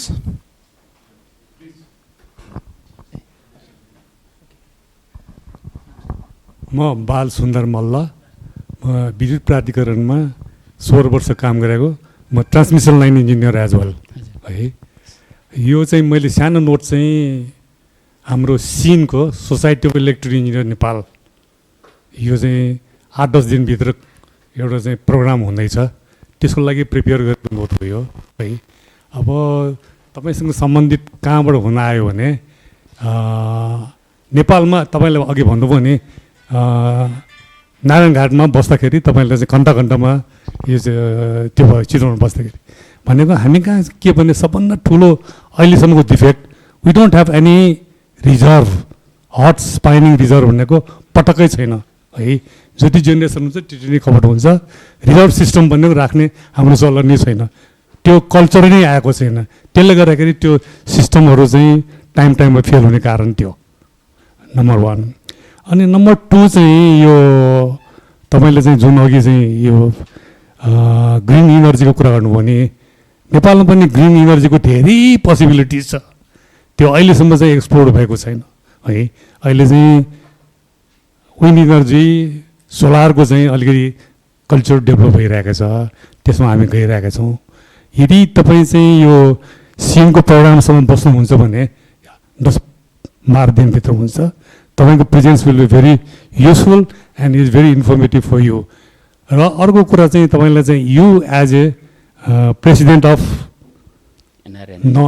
एनआरएन है इन्भेस्टमेन्ट चाहिँ नेपालमा हाइड्रो पावरमा lot of opportunities you know that अहिले जम्मा 2500 मेगावाटको चाहिँ जम्मा जेनेरेसन छ है जब पोसिबिलिटिज हामी कहाँ 44,000 मेगावाटको छ है अब सर्टेजको कुरा गऱ्यो भने हामीले आफ्नो देशभित्र नै सप्लाई पुरा गर्न सकेको छैन and we are talking of the 10,000 megawatt selling electricity to India है त्यो कन्टेक्समा चाहिँ there are lot of challenges coming up त्यसमध्ये एउटा चाहिँ के भने इन्डिया भनेको बिग सिस्टम नेपाल भनेको भेरी स्मल सिस्टम जब यिनीहरू इन्टरकनेक्सन हुन्छ there will be lot of problem of interconnection है फ्रिक्वेन्सी भोल्टेज एभ्रिथिङ त्यस कारण त्यो सम्बन्धी पनि हामीले स्टडी गर्नुपर्ने धेरै छ अब त्यस कारण चाहिँ यो knowledge of international knowledge is very much appreciable and we just invite you to stay till that program so that your contribution will be highly appreciated. Thank you. Thank you, sir, for invitation. Unfortunately, I'm flying tomorrow morning.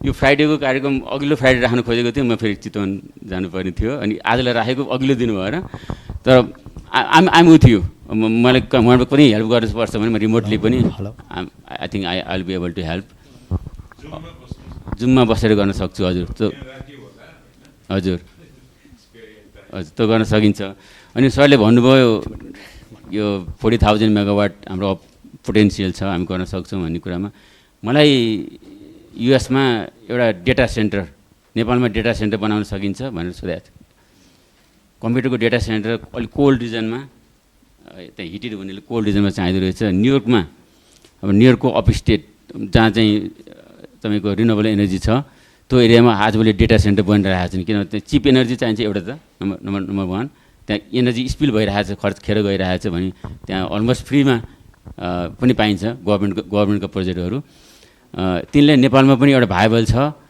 हामी गर्न चाहन्छौँ भन्ने चाहिँ भनिरहेको थियो तर we don't have enough supply again comes back to reliability power has to run 24/7 every second right that we have to make sure that happens अरूलाई कसैलाई इन्भाइट गर्नुभन्दा अगाडि त्यो चाहिँ हामीले ग्यारेन्टी गर्नुपर्छ अपर्च्युनिटी धेरै छ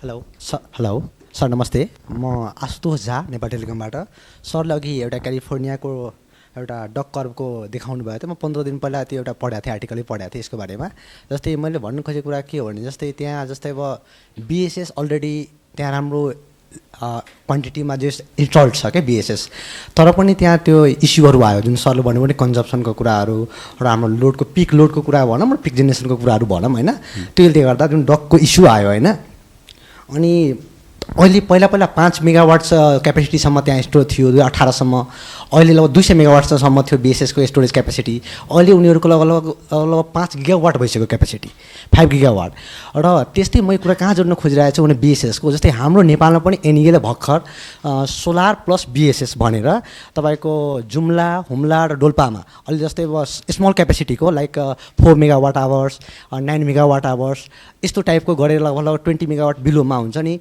एउटा टेन्डर आह्वान गरेको छ अब भन्नु खोजेको सरले बिएसएसको कुरा जुन गर्नुभयो नि बिएसएस कतिको जस्तै मान्छेहरूले कस्टली पनि भन्छ अब त्यहाँ त सपोज 200 गिगावाटको क्यापेसिटी त्यहाँ लगभग 5 गिगावाट जति इन्स्टल भइसकेको छ भनेपछि त्यहाँको एक्सपिरियन्सबाट चाहिँ त्यहाँको सिनारियोबाट हामीले यो कामहरू गर्दै गर्दाखेरि किनभने सरले भने जस्तै बिएसएस त अब अनिवार्य भइसक्यो किनभने हामी सस्टेनेबलको हिसाबमा जानको लागि पनि त हामीले रिन्युएबल एनर्जी मिक्स गर्नैपर्छ हामी कम्प्लिटली हाइड्रो पावरमा मात्र डिपेन्डेन्ट भन्दा पनि हामीले भएको पोटेन्सियललाई हामीले लिने हो अब त्यो हिसाबले बिएसएस एकदम इम्पोर्टेन्ट हुन गएको छ तर यसले सरले अघि एउटा लिथियम आयन ब्याट्रीको कुरा पनि आएको थियो के छ त्यसको कस्टको कुराहरू र सरले दिन सक्ने सजेसनहरू जस्तै नेपालमा इम्प्लिमेन्ट गर्नको लागि अब के च्यालेन्ज देख्नु भएको छ र के सजेसन यहाँ दिन सक्नुहुन्छ एउटा म क्वेसन राखेँ क्वेसन एकदम राम्रो त मेरो पनि इन्क्वायरी छ त्यसमा म तपाईँलाई एक्सपर्टको रूपमा एन्सर दिन चाहिँ अलिक असमर्थ छु म त्यसमा चाहिँ एक्सप्लोर गरेर म आफू पनि क्युरियस छु त्यो विषयमा त्यसको कस्ट बेनिफिट एनालाइसिस के कस्तो हुन्छ भन्ने विषयमा हामी आफैले इन्स्टल गरेका छौँ त्यसमा म डिटेल हेर्न बाँकी नै छ म तपाईँलाई त्यो उपलब्ध गराउँछु पछि हाम्रो ग्रुपलाई हस् thank you any questions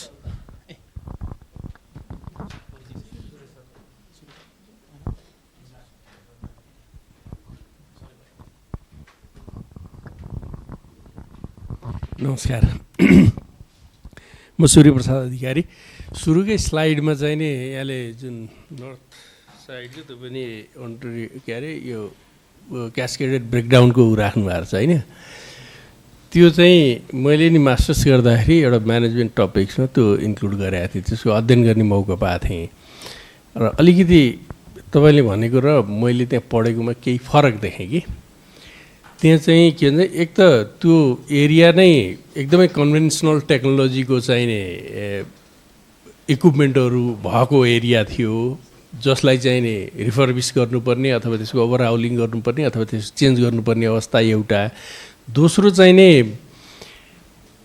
फ्रिक्वेन्सीको band यति टाइट राखिदिएको थियो कि त्यहाँ दुईवटा स्कुल अफ थट थियो एउटा चाहिँ all the generators should contribute to the frequency deviation भन्ने थियो अर्कोले के भन्थ्यो भने त्यही बिचमा नि एउटा कन्फ्लिक्ट जेनेरेटर्सहरू बिचमा only the bigger generator should contribute to the frequency भन्ने थियो यो कारणले गर्दाखेरि त्यो कन्फ्लिक्टले गर्दाखेरि जुन चाहिँ नर्थ अमेरिकन जुन 60,000 मेगावाटको क्यास्केडेड ब्रेकडाउन भयो भन्ने चाहिँ मैले पढाएको थिएँ। यहाँ अलिकति सरले चाहिँ अझै त्यसमा हेरिराखेका हुनाले केही मैले त्यसको रिपोर्टै पढेको किन भन्दा मैले पनि रिपोर्ट नै पढेँ हो होइन त्यो चाहिँ मैले आफूले अध्ययन गरेर मेरो थेसिसको एउटा पार्टमा पनि राखेको थिएँ। हजुर त्यो एउटा चाहिँ नि हजुरले कुन चाहिँ रिपोर्ट हेर्नुभयो त्यही नर्कको रिपोर्ट हेर्नुभएको थियो?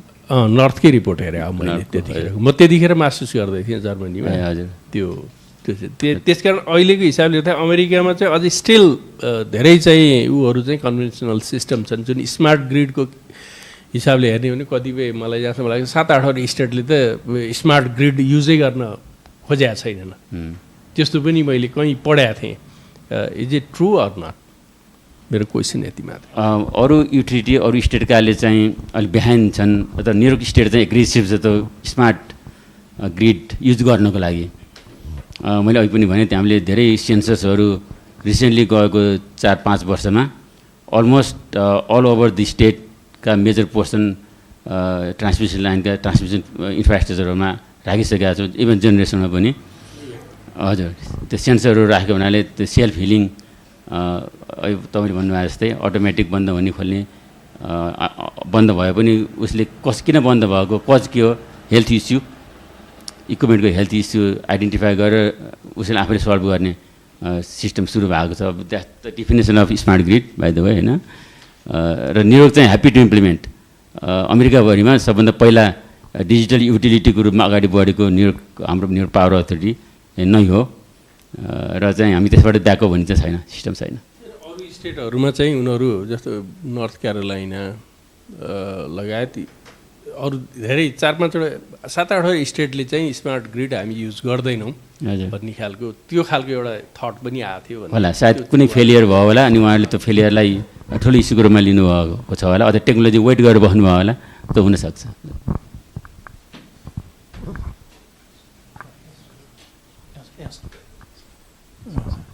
के हाल सरजीलाई मेरो एउटा क्वेसन भनौँ या त अनुरोध।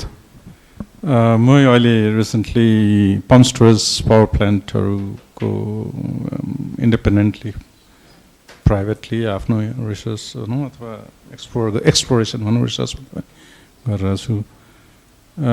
र पहिले NEA इन्जिनियरिङ कम्पनीमा हुँदाखेरि पनि मैले नेप्लिस डायस्पोरा USA इलिनोयदेखि क्यानाडा अस्ट्रेलियाहरूको लाइक सपोर्टमा आएको थियो, हेल्पमा आएको थियो। And I got that also. र हामीले त्यति बेला त्यही डायस्पोराको धेरै सहयोग कतिपय सहयोगले ट्रान्समिसन लाइनदेखि लिएर उसमा प्रोजेक्टहरूमा काम गर्न सकेका थियौँ। एक्जाम्पलको लागि ढल्केबार सबस्टेसन 400 kV को कमिसन गर्नको लागि त्यति बेला जसले आजको लोड सेडिङहरू हटाइरहेको छ त्यसमा चाहिँ डायस्पोराको पनि सर्टेन योगदान थियो। हामीले उनीहरूको पनि हेल्प लिएर हाम्रो एक्सपर्टहरू राखेर कमिसनिङमा एज अ कन्सल्टेन्ट काम गऱ्यौँ। When there was no other consultant त्यो नभएको थिएँ maybe it would have delayed on hour. अहिले चाहिँ मैले पम्प स्टोरेज पावर प्लान्टमा I am also looking again for त्यस्तो खालको डायस्पोरिया पावर। तपाईँले PSPमा काम एज अ सिभिल इन्जिनियर गर्नुभएको छ कि छैन? Because there so many questions. For example यदि स्टोरेज क्रिएट गऱ्यौँ हामीले पहाडहरूमा पनि त्यहाँ त्यस्ता ठाउँहरूमा चाहिँ त्यो ग्राउटिङहरू गर्नुपर्ने त्यसको सिपेजहरूलाई कन्ट्रोल गर्ने त्यसको दायाँमा चाहिँ राख्नुपर्ने फ्री बोर्डहरू अनि त्यसको त्यति बारेहरूमा एक्सपिरियन्स के छ, कस्तो गर्दा राम्रो हुन्छ, गर्नु त कङ्क्रिटै बनाउँदा हुन्छ होला तर सस्तो कसरी बनाउन सकिन्छ भन्ने खालको नलेजहरू कोसँग को छ? तपाईँको नेटवर्कमा कोही हुनुहुन्छ भने I very much appreciate to be connected with them. हस्, अब we have consultants and experts हाम्रो पेरिमिटरमा हामीले त कन्सल्टेन्टले युज गर्छौँ यस्तो विषयहरूको लागि। अब अहिले मैले देखाएको पम्प स्टोरेज पावर प्लान्ट त्यसमा एउटा मात्रै छ, दुईवटा छ, अर्को एउटा साधारण छ, यो चाहिँ अलिक ठुलो खालको about 1000 megawatt, 1000 feet अबभ and 1000 megawatt same number. 2008, 9, 10 7, 8, 9, 10 4 वर्ष हामीले लाइफ एक्सटेन्सन एन्ड मोडर्नाइजेसन। अब यो त अफ द रेकर्ड छ अहिले होइन, किन कम्पनीको कुरा धेरै नगरौँ भनेर। अनि 4 वर्ष हामीले लाइफ एक्सटेन्सन एन्ड मोडर्नाइजेसनको भनेर त्यो टर्बाइन नै चेन्ज गऱ्यौँ। जुन टर्बाइन पनि भयो पम्प पनि भयो एउटै 4 इयर्समा लगाएर एन्ड सेम टाइम त्यो टर्बाइन चेन्ज गर्नको लागि माथिको रिजर्भर नै एम्प्टी बनाउनु पर्थ्यो it's large reservoir first time गर्दाखेरि एभ्रिबडी स्केयर्ड तपाईँको 50 वर्ष अगाडि बनाएको प्रोजेक्ट फर्स्ट टाइम हामीले पानी एम्प्टी बनाउनु पऱ्यो र रिफिल गर्दाखेरि त हजुरले भने जस्तै त्यहाँको स्ट्रक्चर फेलियर हुने हो कि त किन डिस्ट्रेस हुन्छ नि त इन एन्ड आउट एकदम सबै कन्सल्टेन्टहरू पनि हामी पनि सबै स्केयर्ड भएको थियौँ त लकिली अब by lock nothing happen first time second third year fourth इयरमा त बाई एक्सपिरियन्स फर्स्ट इयर केही भएन अरू वर्ष केही हुँदैन भने ढुक्क भयौँ अन्त या द्याट्स भेरी इम्पोर्टेन्ट एस्पेक्ट हामीले अरू प्रोजेक्टहरूमा त ग्राउटिङ गर्ने काम ड्रास्टिकली भएको छ ड्याम्सहरूमा डाइक्सहरूमा गर्छौँ तर यसमा चाहिँ गर्न जरुरी त परेन yes but I can find the information what you need from experts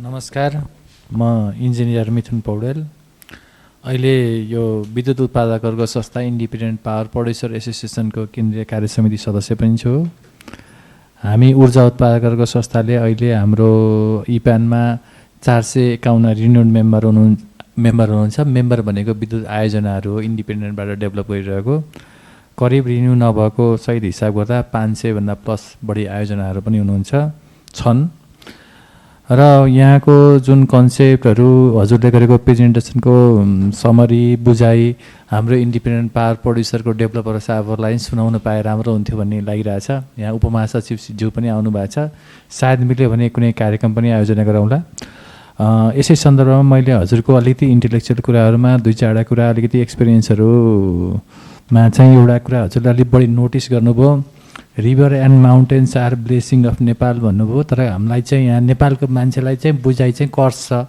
पाहाडको मान्छे मधेस झरिरहेछ काठमाडौँ आइरहेछ त रिभर र माउन्टेन ठिक नभएर होला नि त कि बुझेको भए त काठमाडौँ र मधेसको मान्छे पाहाड जानु पर्थ्यो यो कुरा चाहिँ हजुर पनि नेपाल छोडेर अमेरिका जानुहुन्छ अनि नेपालको रिभर र माउन्टेन चाहिँ ब्लेस भन्नुहुन्छ यो कता अलिक नमिल्या हो कि फर्कन खोज्नु भएको हो कि त्यो भइदिए त अझै राम्रो हुन्थ्यो सँगसँगै अरू कुराहरूमा चाहिँ एउटा यो नायग्रा ट्रिटीको चाहिँ हाम्रोमा के कन्फ्युजन भयो भन्दा महाकाली सन्धि गर्ने बेलामा चाहिँ यो हजुरले चाहिँ बोर्डरको रिभर छ भनेर पानी 50-50 सेयर गर्ने भन्ने कन्सेप्टमा भएको हो भन्ने कुरा भयो हाम्रो बोर्डरको रिभर अलिकति ठुलो भनेको महाकाली नै रहेछ महाकालीमा चाहिँ समस्या कसरी भयो भन्दा क्याचमेन्टको 70% जति भूभाग जुन पानी आउँछ नि क्याचमेन्ट त्यसको 70% जति भूभाग इन्डियामा पर्दो रहेछ हालको भने नेपालमा 30% जति पर्दाखेरि त्यही तर्कले नेपालले चाहिँ आधा नपाउने हो भन्ने खालको कुराहरू चाहिँ इन्टेलेक्चुअली भन्छन्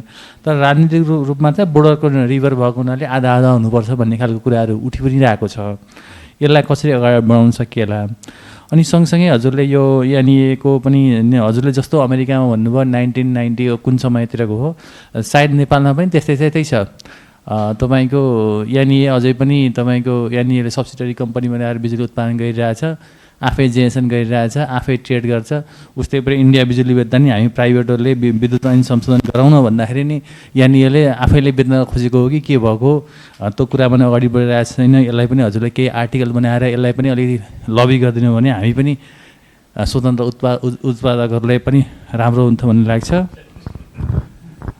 अनि अर्को कुरा चाहिँ यो अलिक क्लियर नभएको कुरा इलेक्ट्रिसिटी अघि त यसमा क्लियर भएन अघि सरले कुरा उठाउनुहुन्थ्यो इलेक्ट्रिसिटीको बिल आउने बेलामा कसरी कस्ट बन्छ भन्नेमा यहाँ हाम्रोमा एउटा समस्या के हो भन्दा इलेक्ट्रिसिटी अमेरिकामा ट्याक्सेबल छ कि छैन हाम्रोमा चाहिँ यहाँ के हो भन्दा हामीले किन्ने आइपिपीहरूले किन्ने सबै चिजमा ट्याक्स लाग्ने भयो बेच्ने चिजमा ट्याक्स चाहिँ नलाग्ने भयो अनि भ्याट छुटको कुरा एकचोटि उठाएको थियो 50 लाख पर मेगावाट पाउने पनि कुरा भएको थियो त्यो पनि त्यस्तै अल्झिरहेछ नेपाल देश यस्तै छ हुन त हजुरको पनि जन्मभूमि नेपालै हो कति बुझ्नु भएको छ हामीले त अब धेरै नेपाल आत्तिएर अमेरिकै जानुपर्छ कि भने जस्तो लाग्छ हजुर चाहिँ नेपाल आउने भन्नुहुन्छ त्यसको लागि एकदम खुसी लाग्छ धन्यवाद अरू कुरा चाहिँ फेरि पनि हजुरसँग कुनै फोरममा कुनैमा भेट होला हजुरसँग केही ज्ञान लिन पाइयो हाम्रा पनि सुख दुःखहरू सुनिदिनु रहने अपेक्षासहित म बिदा चाहन्छु धन्यवाद हस् थ्याङ्क यू होइन राम्रो कुरा गर्नुभयो मलाई त खुसी लाग्यो तपाईँको क्वेसनहरू सुनेर है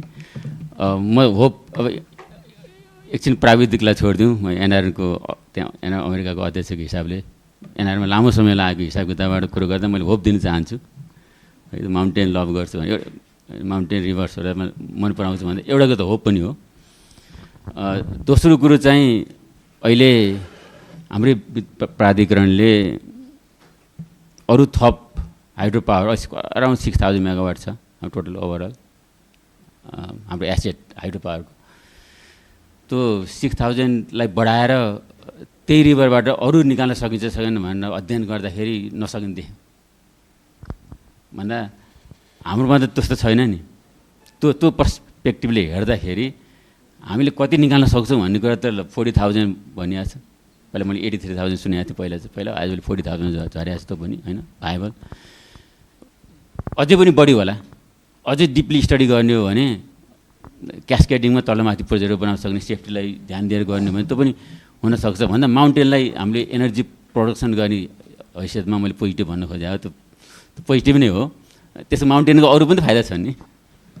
तपाईँ मरुभूमिमा गएर हेर्नु भने अमेरिकाको त्यहाँ माउन्टेन त अलिक रिभर भयो पानी भयो कस्तो हुन्छ भने देखिन्छ। कम्पेरिटिभ त्यसरी हेर्दाखेरि मैले माउन्टेनलाई राम्रो मान्छु। अर्को दोस्रो क्वेसन चाहिँ क्वेसन धेरै सोध्नु भएको थियो। दोस्रो क्वेसन जिज्ञासा दोस्रो जिज्ञासा ट्याक्स लाग्छ नि अमेरिकामा एभ्रिथिङमा ट्याक्स लाग्छ। अमेरिकामा ट्याक्स भनेको कुरो you cannot get away with it जस्तो लाग्छ। अनि अर्को तेस्रो के थियो बुढेसकाल लागेको छ।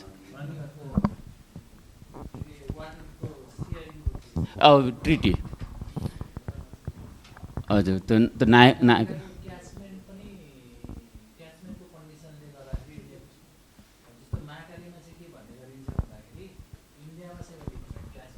हजुर 30% नेपालमा छ। 30% नेपालमा भएको कारणले सेयरिङ पनि त्यही मोडलमा हुनुपर्छ भन्ने गरिन्छ भने त्यहाँ चाहिँ के छ नायकको चाहिँ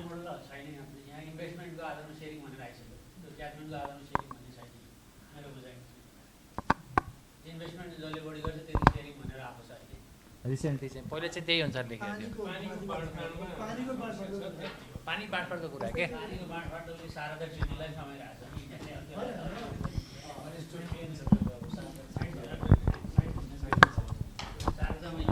होइन यो क्वेसन मैले बुझेँ। एक्सक्युज मी हजुर अलिकति उहाँले केही म प्रकाश दुलाल म इपानको उपमहासचिव थोरै उहाँकै कुरालाई जोडेर मैले पनि जस्तै महाकालीको केसबाटै कुरा गरौँ न होइन। महाकालीमा चाहिँ महाकाली साझा नदी हो, नदी साझा हो, पानी आधा आधा हो भन्ने नाराले महाकाली बनेन जस्तो लाग्छ कि मलाई चाहिँ आजका मितिसम्म। त्यसले गर्दाखेरि त्यहाँको सेयरिङ मोडेल चाहिँ नेपालीहरूलाई बताइदिन पायो भने अलिकति नेपालीहरू एजुकेट हुन्थे जस्तो लाग्छ। एउटा मेरो पर्सपेक्टिभ पनि उहाँले भन्नु मलाई यही नै सोध्न मन लागेको थियो। एउटा अर्को चाहिँ यो इनर्जीको ट्रेडको चाहिँ कुरा चाहिँ यहाँ चाहिँ आएन कि जस्तै हामी अब ट्रेडको कुरा गरिरहेछौँ। यो त्यहाँको ट्रेडको कुरालाई अलि रिफ्लेक्सन गरिदिनु भएको भए यहाँ ट्रेड पनि बुझ्यो क्या। हाम्रोमा चाहिँ के छ भने आजका मितिमा पनि बिजुली बेच्नु हुन्छ कि हुँदैन भन्ने चाहिँ बहस चलिरहेछ होइन 20 वर्षदेखि। हाइड्रो पावर डेभलपमेन्ट पोलिसीले त यो 2058मै बिजुली बेच्ने भन्ने त ल्याएको छ पोलिसीमा त। तर अहिले पनि यो समाजमा चाहिँ बिजुली बेच्ने वस्तु हो कि होइन भन्ने चाहिँ डिबेट छ। त्यसैले बिजुली कस्तो वस्तु हो भन्ने चाहिँ यस्तो हामीले चाहिँ के छ एज अ यो टेक्निकल भन्दा पनि म फेरि नन टेक्निकल ब्याकग्राउन्डको मान्छे पनि हो।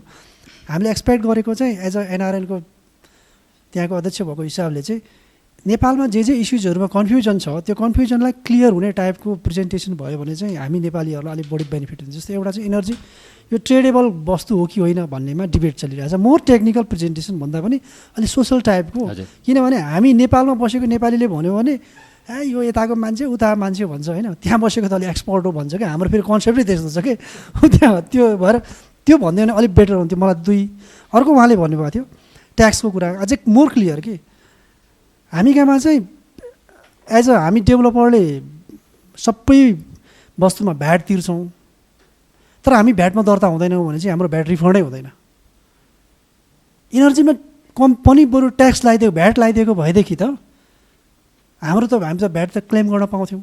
त्यसैले यो इस्युलाई पनि एकदम क्लियरली भनिदिनु पऱ्यो यहाँहरू जस्तोले कि एक्सपर्टले भनिदियो भने त पत्याउँछ कि यहाँको जनताले। हामीले धेरै वर्ष 3-4 वर्षदेखि लबिङ गरिरहेको छौँ, कुरा पनि गरिरहेको छौँ फोरमहरूमा। इनर्जीमा चाहिँ मैले हेल्थ चेकअप गर्न जाँदा मैले भ्याट तिर्छु, टेलिकम्युनिकेसनमा मैले मोबाइलको बिलमा भ्याट तिर्छु, तर इनर्जीको बिलमा चाहिँ भ्याट तिर्दिनँ। तर एज अ प्रड्युसर मैले तिरेको भ्याट चाहिँ मैले 1 मेगावाट आयोजना बनाउँदाखेरि 1 करोड 60-70 लाख भ्याट तिर्छु होइन। तर त्यो भ्याट फ्री रिफन्ड पाउँदिनँ। भनेपछि यो पनि एउटा यसलाई पनि अलिक जोडेर बताइदिनु भयो भने थियो। अनि अर्को चाहिँ अब यहाँ कति नलेज छ, अब सबै कुरा के होला थाहा छैन, तर जस्तै हाम्रो चाहिँ एउटा बाउन्ड रिभर भयो, जस्तै सप्तकोशीको उच्च बाँध अथवा कर्णाली चिसापानी 20औं वर्षदेखि हामी सुनिरहेछौँ। भारतले नै स्टडी गरिरहेछ सप्तकोशी उच्च बाँध लामो समय भारतीय अनुदानमा नेपाल सरकारले नै गरेछ। तर यसका केसहरू कि यस्ता कुनै प्रोजेक्टहरू त्यहाँ छन् र त्यहाँ यसरी सेयरिङ भएको छ भने त्यो खालको चाहिँ त्यस्तो सेयरिङ त्यहाँ नभए अरू कुनै देशको त्यो बताइदिनु भयो भने एज अ नेपालीहरूलाई चाहिँ हामी कहाँ चाहिँ 20औं वर्षदेखि आयोजनाको कुरा हो भने आयोजना नबन्ने भइरहेछ। त्यसैले यो बन्ने बाटोतिर चाहिँ खुल्थ्यो भनेर मैले 3-4वटा अलिकति यो अलिक टेक्निकल भन्दा पनि अलि यो चाहिँ पोलिटिकल इन्भाइरोमेन्ट क्लियर हुने टाइपका कुराहरू चाहिँ यहाँहरू जस्तो एक्सपर्टले आएर नेपालमा अथवा बताइदिनु भयो, प्रेजेन्टेसन गरिदिनु भयो, त्यहीँ बसेर पनि आर्टिकलहरू लेखिदिनु भयो, एजुकेसन दिनुभयो भने अलिक क्लियर हुन्थ्यो। हामीमा चाहिँ यो गर्ने वातावरण चाहिँ भन्ने सम्भावना एकदमै छ। अब हजुरले भन्नुभयो 40,000 मेगावाट। अब मैले त एउटा स्टडी मैले यसो रिपोर्टहरू हेरेको करिब 71,000 मेगावाट एभोको त लाइसेन्स त इस्यु नै भइसकेको छ। 32,000 मेगावाट जतिको प्राइभेटसँग छ। 19-20 हजारको चाहिँ 47 चाहिँ उसले गरेको छ के अरे त्यो के अरे लगानी बोर्डले। त्योदेखि बाहेक चाहिँ गभर्मेन्टको सँगै लाइसेन्स छ र 3टा आयोजनाको मात्रै करिब 20,000 मेगावाट छ। 19,000 मेगावाट भनेपछि मैले यसो हिसाब गर्दा 72,000 मेगावाटको त यहाँ कुनै न कुनै प्रोसेसमा थोरै धेरै भए पनि अगाडि बढी नै रहेछ। भनेपछि हामीहरूले ती आयोजनाको पहिचानको आधारमा पनि भन्यो भने कम्तीमा यति त कुनै न कुनै हिसाबले आज फाइनेन्सियली एट्र्याक्टिभ नभएको भोलि एट्र्याक्टिभ बन्न सक्छ। किनभने हामी यो चाहिँ ग्लोबल वार्मिङको कारणले हामी यतातिर गइरहेछौँ नि, ग्रिन इनर्जीतिर। यसलाई पनि अलिकति फोकस गर्दाखेरि हुन्थ्यो। अनि अर्को चाहिँ के छ भने अहिले हाम्रो आयोजनाको क्यापासिटीको कुरा गर्दाखेरि हाम्रोमा चाहिँ फ्री छैन, रेगुलेटेड छ। Q40 भन्दा तल बनाउन पाइँदैन। यदि Q20 मा Q25 मा बनाउने भने त यसको क्यापासिटी दोब्बर हुने जस्तो देखिन्छ होइन। अझै पम्प स्टोरेजको कुरा आइरहेछ भने जस्तो सम्भावना त यो 40,000 मेगावाटभन्दा बढी नै छ, एकदम बढी छ। यसलाई पनि अलि यसरी एक्सप्लोर गऱ्यो भने बेटर हुन्छ जस्तो लाग्छ। एकदमै मलाई अर्को चाहिँ एउटा प्रेजेन्टेसन गराउनु मन लाग्यो। नेक्स्ट टाइम अक्टोबरमा आउँछु। हजुरले भने जस्तो नन टेक्निकल पार्टबाट हजुर लास्ट हो अब छैन नि त अरूको।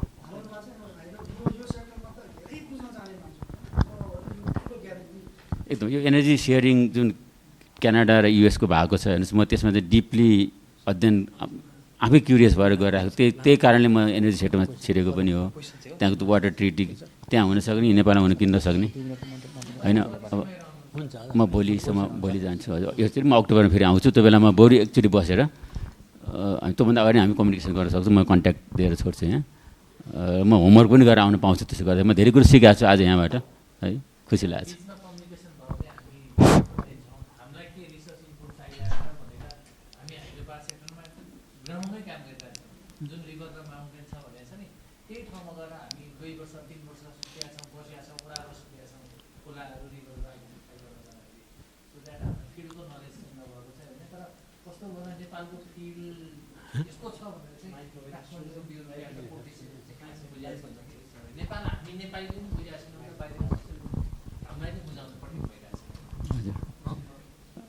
ठिक छ होइन, थ्याङ्क्स फर सेयरिङ होइन। त्यो हामी कम्युनिकेसनमा बस्छौँ, त्यो सोल्युसन फेला पार्नु, प्रब्लम छन् सोल्युसन फेला पार्नु छ, हामी सँगै बसेर काम गर्ने हो। हस् थ्याङ्क यू। ल लास्ट मेरो पनि सानो जिज्ञासा छ।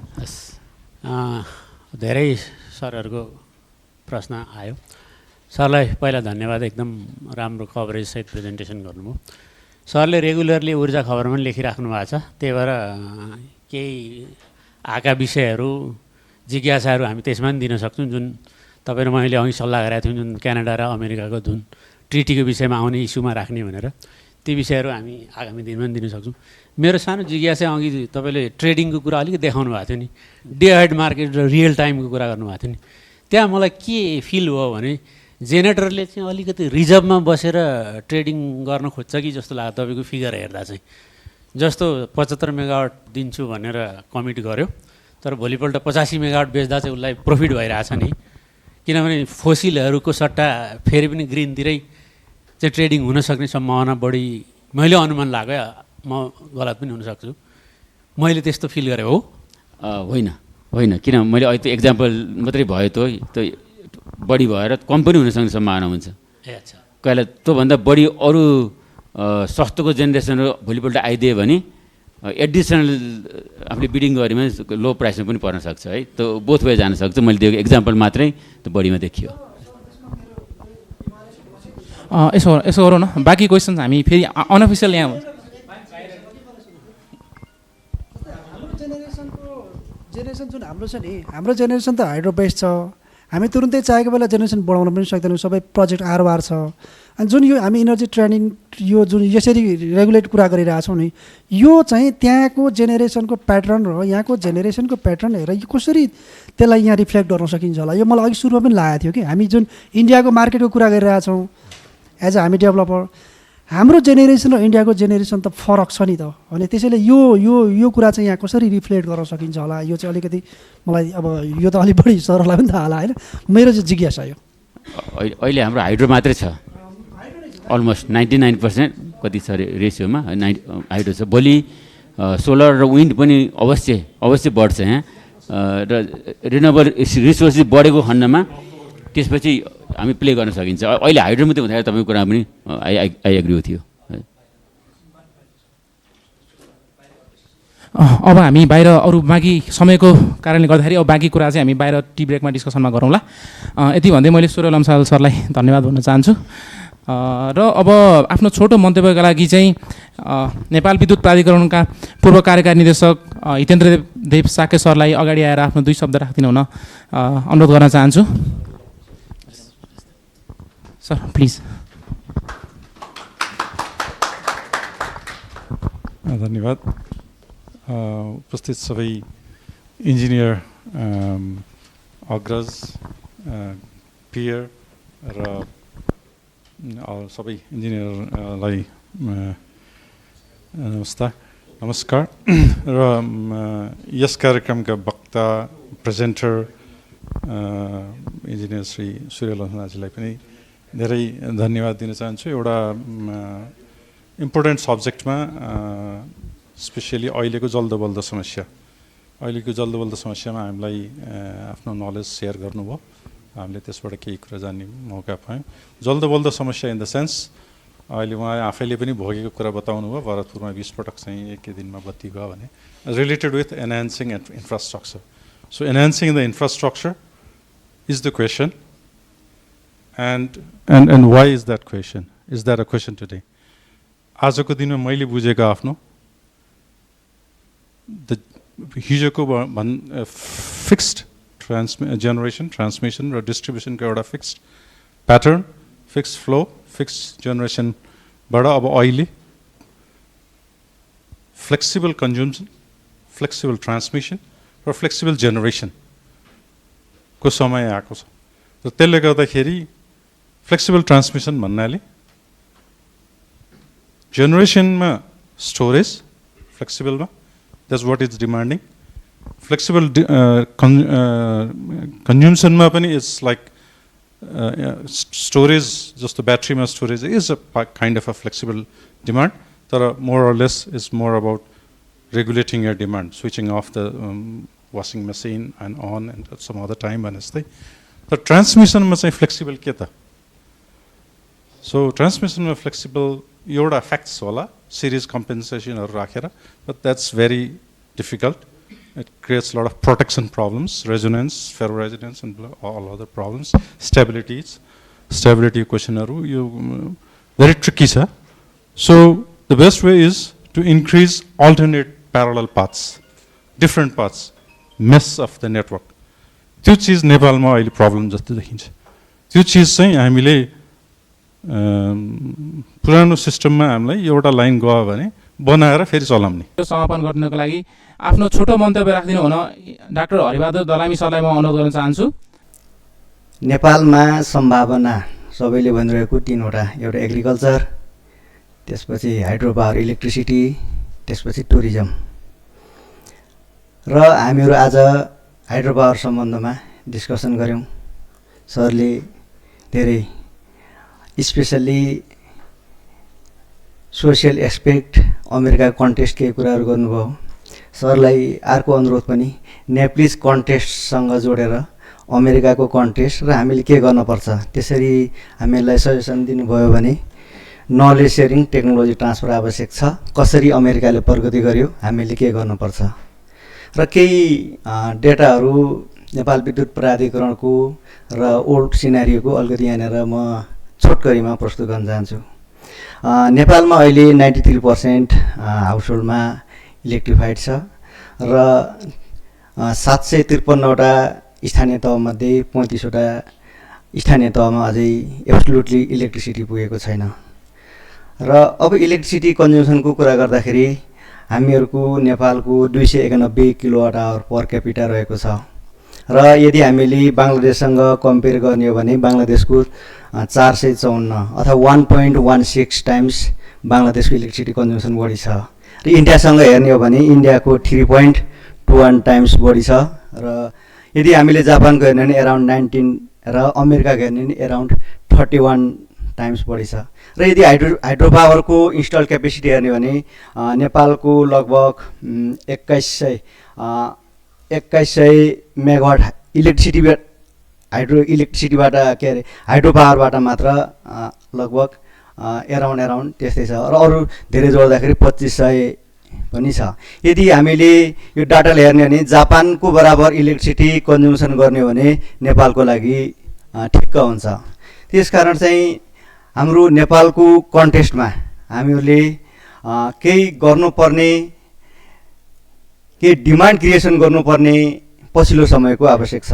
पछिल्लो समयमा एउटा यदि लामो इतिहास हेर्ने हो भने 100 वर्ष नेपालमा इलेक्ट्रिसिटी जेनेरेसन भएन र पछिल्लो समयमा इलेक्ट्रिसिटी जेनेरेसनको ट्रेन्ड बढ्दो छ र यो अनुसार डिमान्ड क्रिएसन पनि केही गर्नुपर्ने छ र पछिल्लो समयमा आइरहेको रिजर्भर सिस्टमको हाइड्रो पावर आवश्यक छ र यो ग्लोबल वार्मिङ पोटेन्सियललाई कोअपरेसन गर्न सक्ने पनि रिजर्भर टाइपको हाइड्रो पावर हो।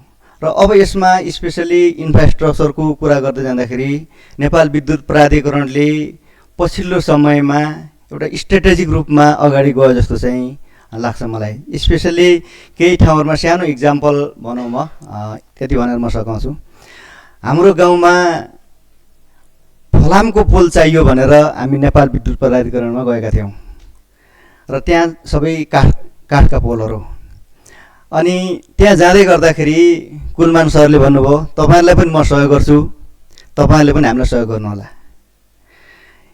ती काठका पोलहरूलाई फलामले रिप्लेस गर्ने तर फेज वाइज हामीहरूले कम्प्लिट देशैभरि हामीले ट्रान्समिसन लाइन बढाउने क्रममा छौँ र अब हामीले बढाउँदा सबै फलामे पोलबाट त्यहाँनिर इन्भेस्ट गरिरहेका छौँ र तपाईँको काठको पोललाई हामीले फेज वाइज हामीले रिप्लेस गर्नेछौँ।